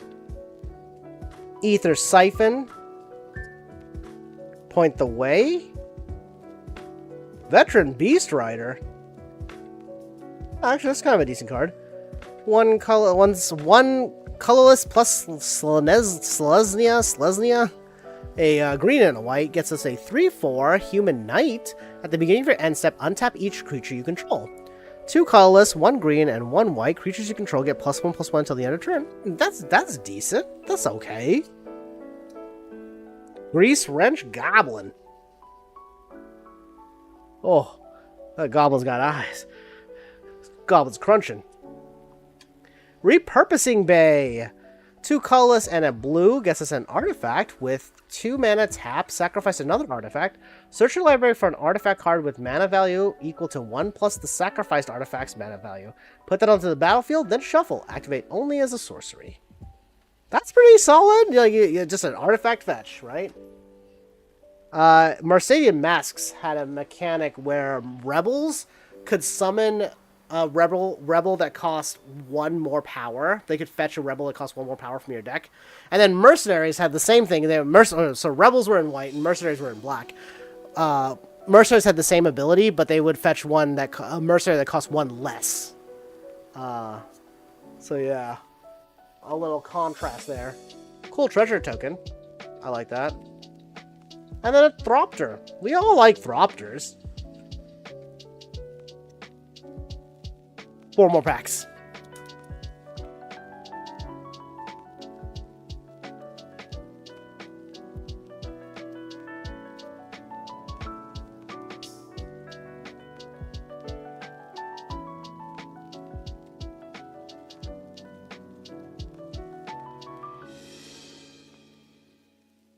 Alright, Intimidation Tactics. 1 black mana, target opponent reveals their hand, you choose an artifact or creature from it, exile that card. Cycling 3, that's actually kind of fun. Sundial Dawn Tyrant. Why are there just like random legendary creatures that don't do anything but have flavor text? Marauding Mako. Molt Tender. Oh, this is like the same combo we got earlier. Curse Cloth Wrappings. 2 colorless and 2 black gets us an artifact where zombies you control get +1/+1. Then tap target creature card in your graveyard gains Embalm until the end of turn. The Embalm cost is equal to its mana cost. Exile that card and pay its Embalm cost. Create a token that's a copy of it, except it's a white zombie in addition to its other types and has no mana cost. Embalm only as a sorcery. It's okay. Boosted Sloop. One of these. The Driving Lands. It's a drive land. It's a drive land. No ether. Not ether Spock. Where's my ether Spock? I want my ether Spock. I gotta, like, hurry because I want to get dinner, but also I gotta clean up after all this, too. There's just stuff all over the place right now. Alright, we're speedrunning. I'm sorry. I want to give the cards the respect they deserve, which is speedrun it. Gallant Strike. What we were talking about. 2 mana to destroy target creature with power 4 or greater, cycling 2. Oh, hey! We got a extended art Sky Seer's Chariot.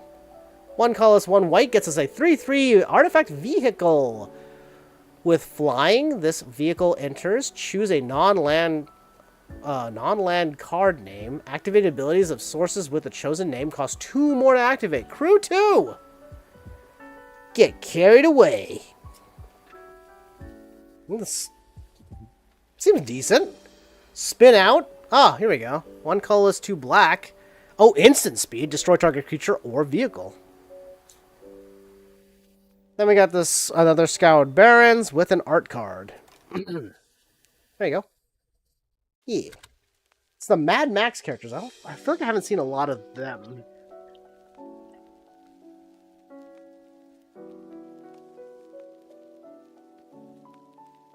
This pack open funny?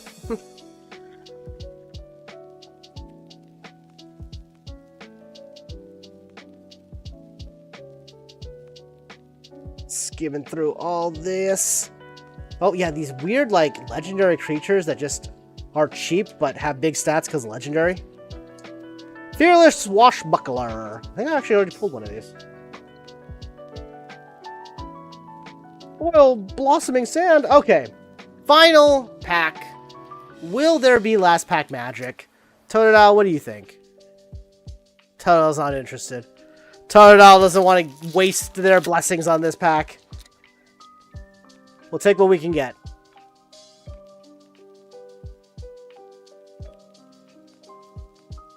Back on track. Ow.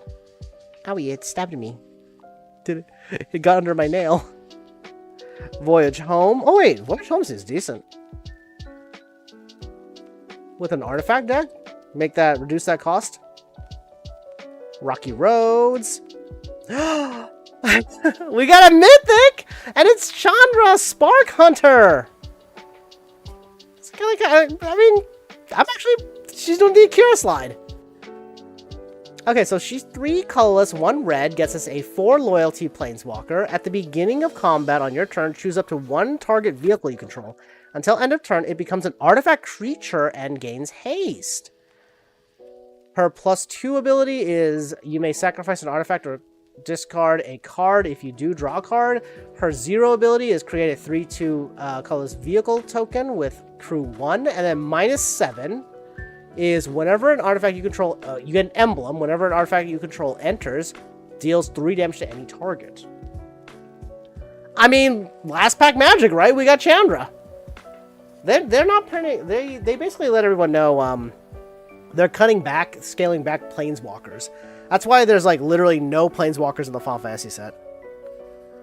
Spire Mech Cycle. That actually looks kind of cool. I like that style. And then Blossoming Sands and a Thruptor. Alright, so that was all of the packs we're going to be opening today.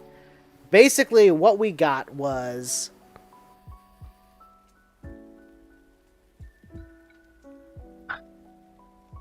I mean, like, look what we got. Like, can we complain about this? Hell no.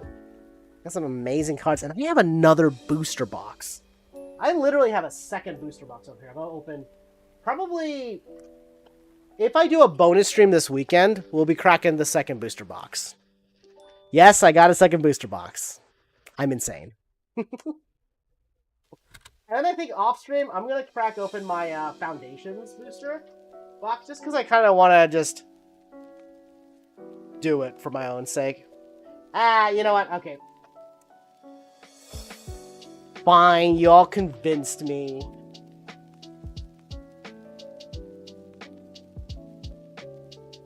One more product. One more.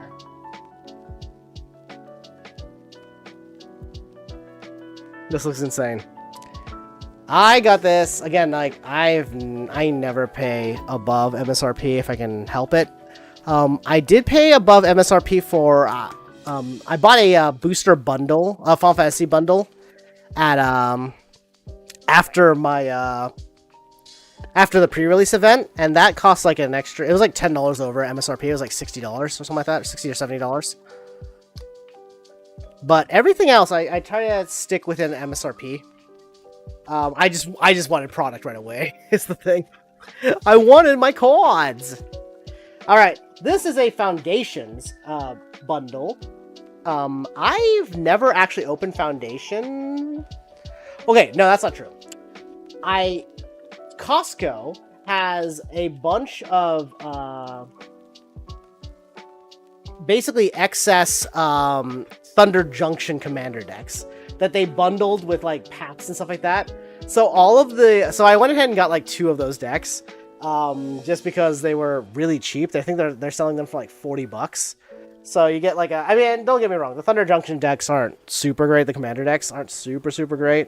But I went ahead and got like 2 of them,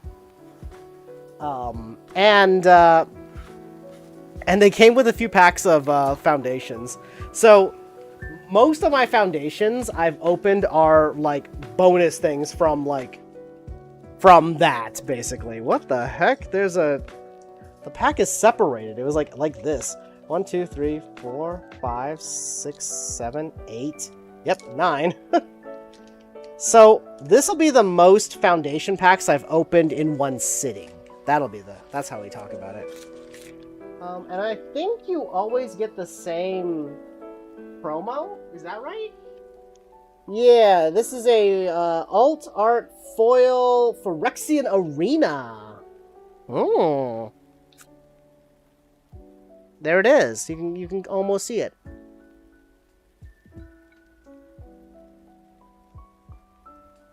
Actually, that's kind of cool because I like Phyrexian Arena.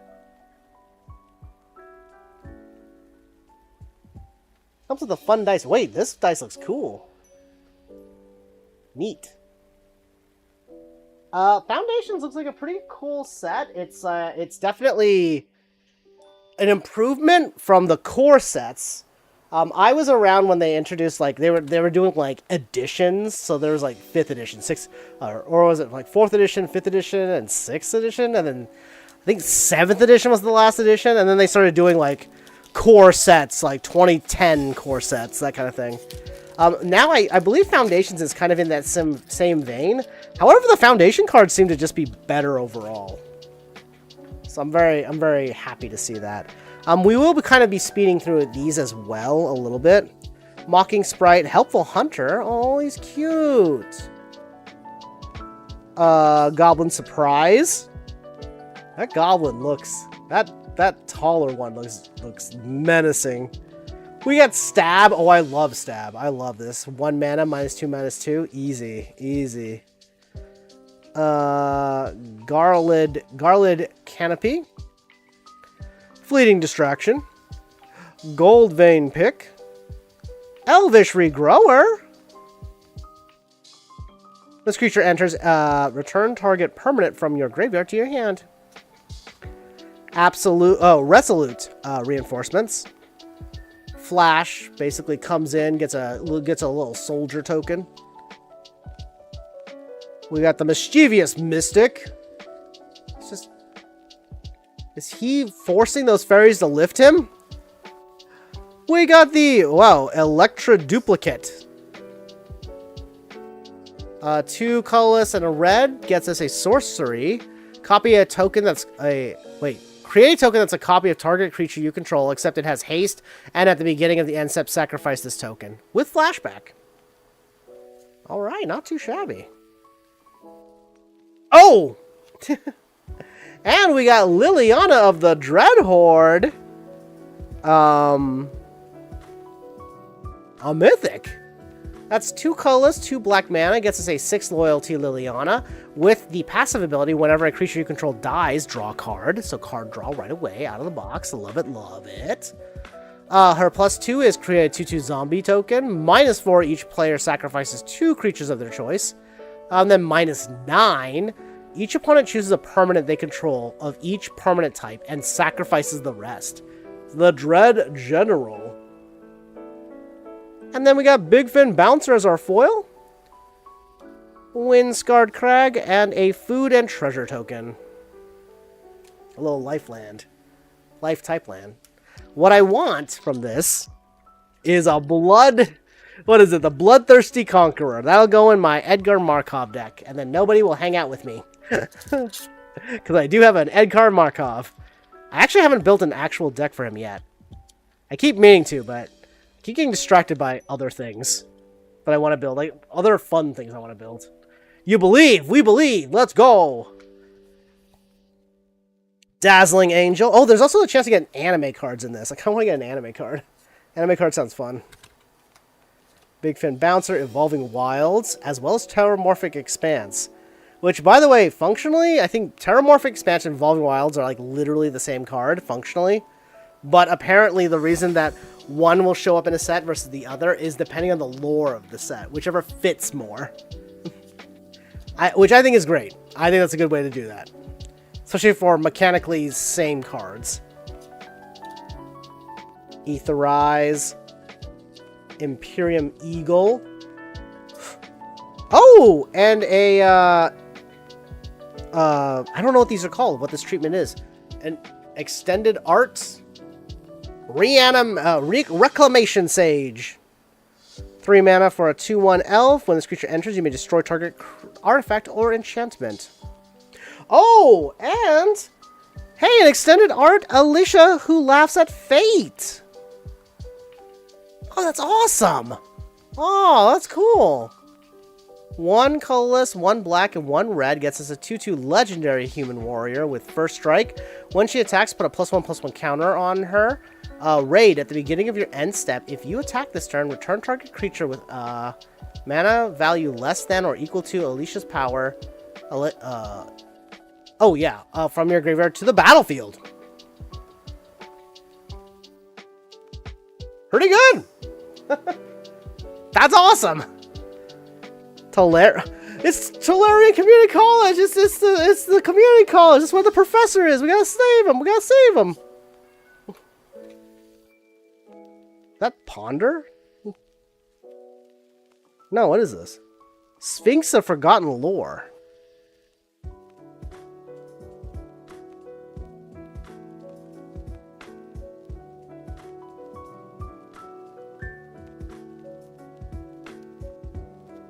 Inspiring Paladin?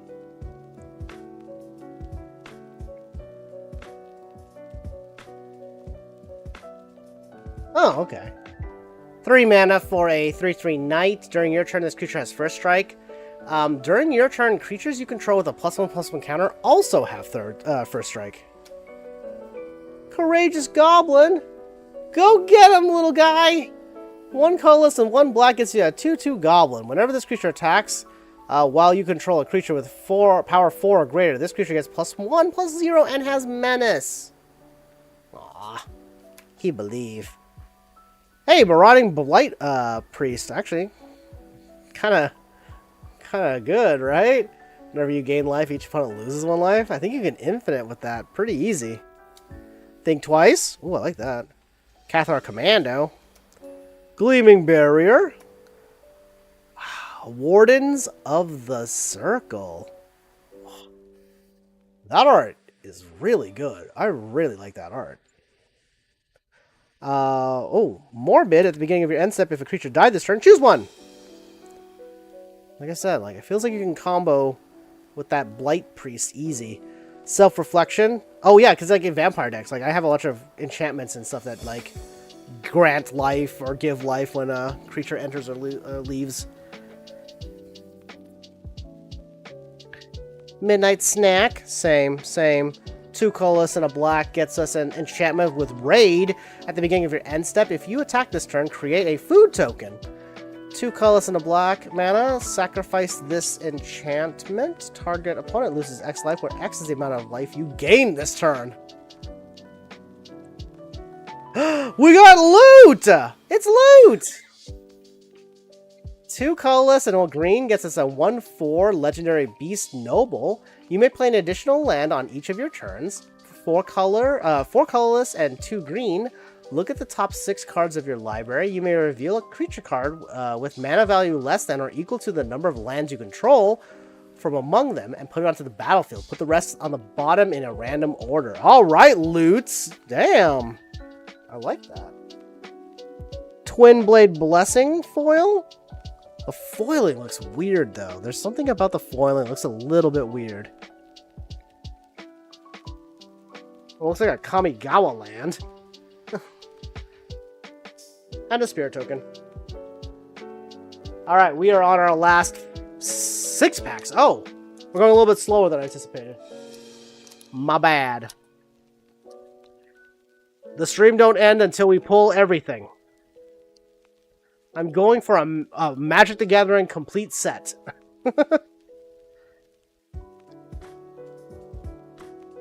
Burglar Rat. Lonoir Elves. Good card. Banishing Light. I kind of like this card. It's just Oblivion Ring, right? Witness Protection. Oh, that card looks good. The art looks really good. I like that. 1 colorless, or 1 blue mana. Oh, wait, yeah. I think I have this. This is from, I think this is from... What's it called? Streets of New Capenna. Pilfer. Target opponent reveals their hand. You choose a non-land card from it. That player discards that card. Empyrean Eagle. Aetherize. I thought this was a sliver at first. 'Twas not.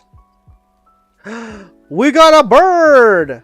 Kaikar, the Zephyr Awakener. 2 colors, a blue and a white, gets us a 3/4 legendary bird wizard. With flying, whenever you cast a non-creature spell, choose one. Exile another target creature you control. Return that card to the battlefield under its owner's control at the beginning of the next end step. Create a 1/1 white spirit creature token with flying. Wait, that seems good. What the heck? That seems really good. Oh, and a foil Raise the Past. 2 colorless, 2 blue, or 2 white. Sorry, not blue, white. Sorcery, return all creature cards with mana value 2 or less from the graveyard to the battlefield. Alright, that's okay.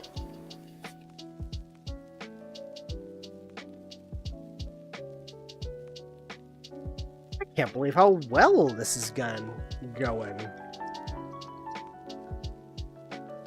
I'm still riding the high of getting the Final Fantasy mythics. Those guys all together. Burst Lightning.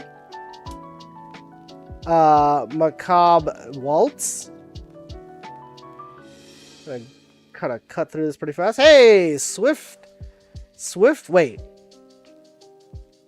Yeah, Swiftfoot Boots. It does give haste. I wanted to make sure I was remembering that correctly. Affectionate Indrik. Youthful Valkyrie. Cheap Angels. That's kind of like a newish thing for me. Seeing like cheap angels. Bulk up. Brass's Bounty. 6 colorless and 1 red. Sorcery.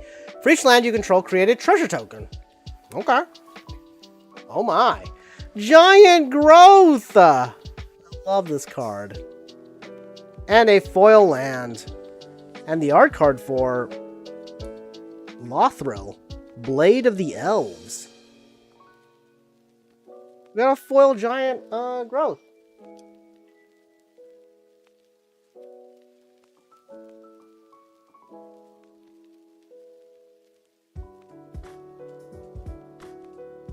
Right. I gotta start going fast. I'm getting hungry. Abrade. I actually like this card. I think Abrade is underrated. Just the utility of it I think is useful. Midnight Stroke. The Leyline Axe. 4 mana artifact equipment. If this card is in your opening hand, you may begin the game with it on the battlefield. Oh. Equipped creature gets +1/+1. Has double strike and trample. Foil Ice Wind Elemental. And a food and treasure token. Alright, we're on our last 3 packs. And then we gotta call it. And then I gotta run.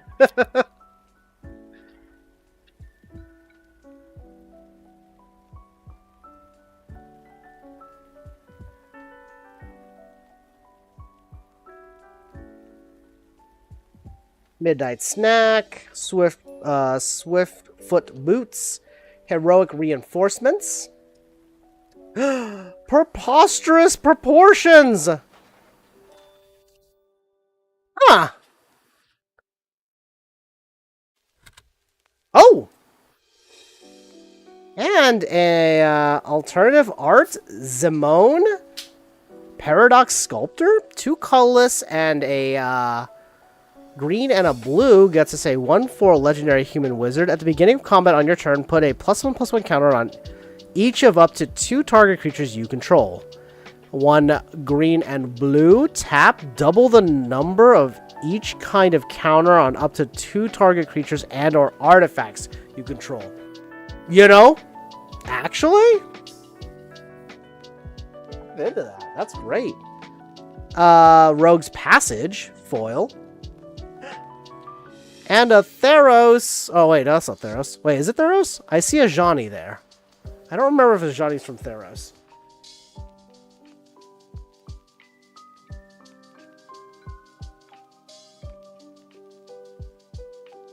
Last 2 packs. We did pull we pulled some we pulled a mythic. Wait, 2 mythics? Did we pull 1 or 2 mythics? I don't remember.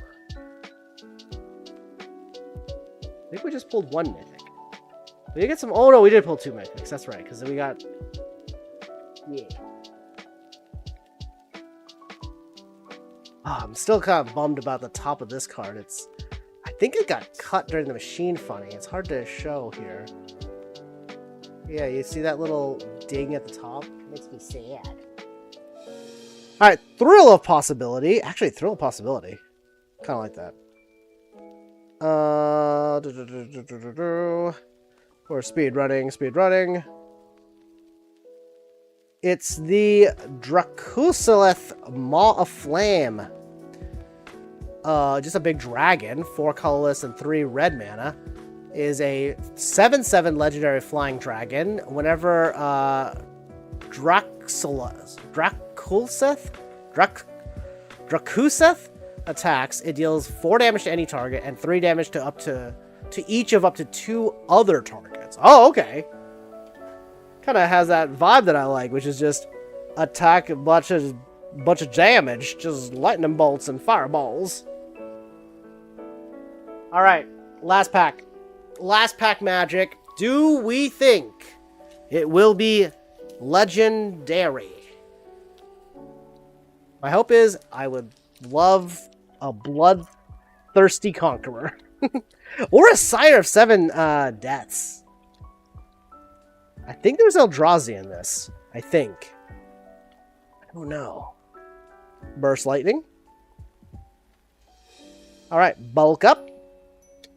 Affectionate Indrik. Young Valkyrie. Skyship Buccaneer. And Hooja! High Society Hunter. 3 colorless, 2 black mana. Gets us like 5/3 Vampire Noble with flying. Whenever this creature attacks, you may sacrifice another creature. If you do, put a +1/+1 counter on this creature. Whenever another non-token creature dies, draw a card. Vampires on vampires. And Inspiration from Beyond. And a Goblin token. Goblin Zombie. Alright. We are officially done. We've blasted through a ton of packs. We did 39 Final Fantasy packs and got incredible results. We also did 9 Ether Drifts, which was... And then we did 9 Foundations, and that was a lot better. So, I think that's it for me. Next stream is going to be on Thursday. We are going to be playing more Expedition 33. I don't know how close I am to the end of that game. I suspect I will finish it pretty soon here. But, in the meantime, thank you all so much for joining me. I hope you all had a good time. I mostly stream on Tuesdays and Thursdays. I know, we're small. We used to be a little bit bigger. Then I had to work full-time and things changed. But we're getting back to it. Alright. Thank you all so much for joining me. I hope you all have a beautiful rest of your evening. Thank you, Donut, for showing up every stream.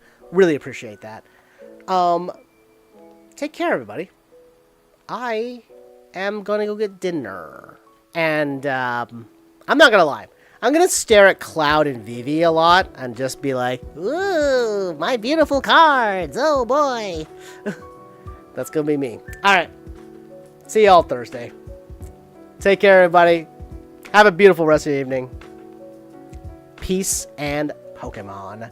We will get Pokemon cards again, by the way. We will return to Pokemon one day. Until then, take care. One day. I was hoping the black and white set would be a great way to get back into it. My coworkers have been letting me know that they've been finding Destined Rivals in stores again. So, if I pick up a bunch of those, you might see a little Pokemon stream from me.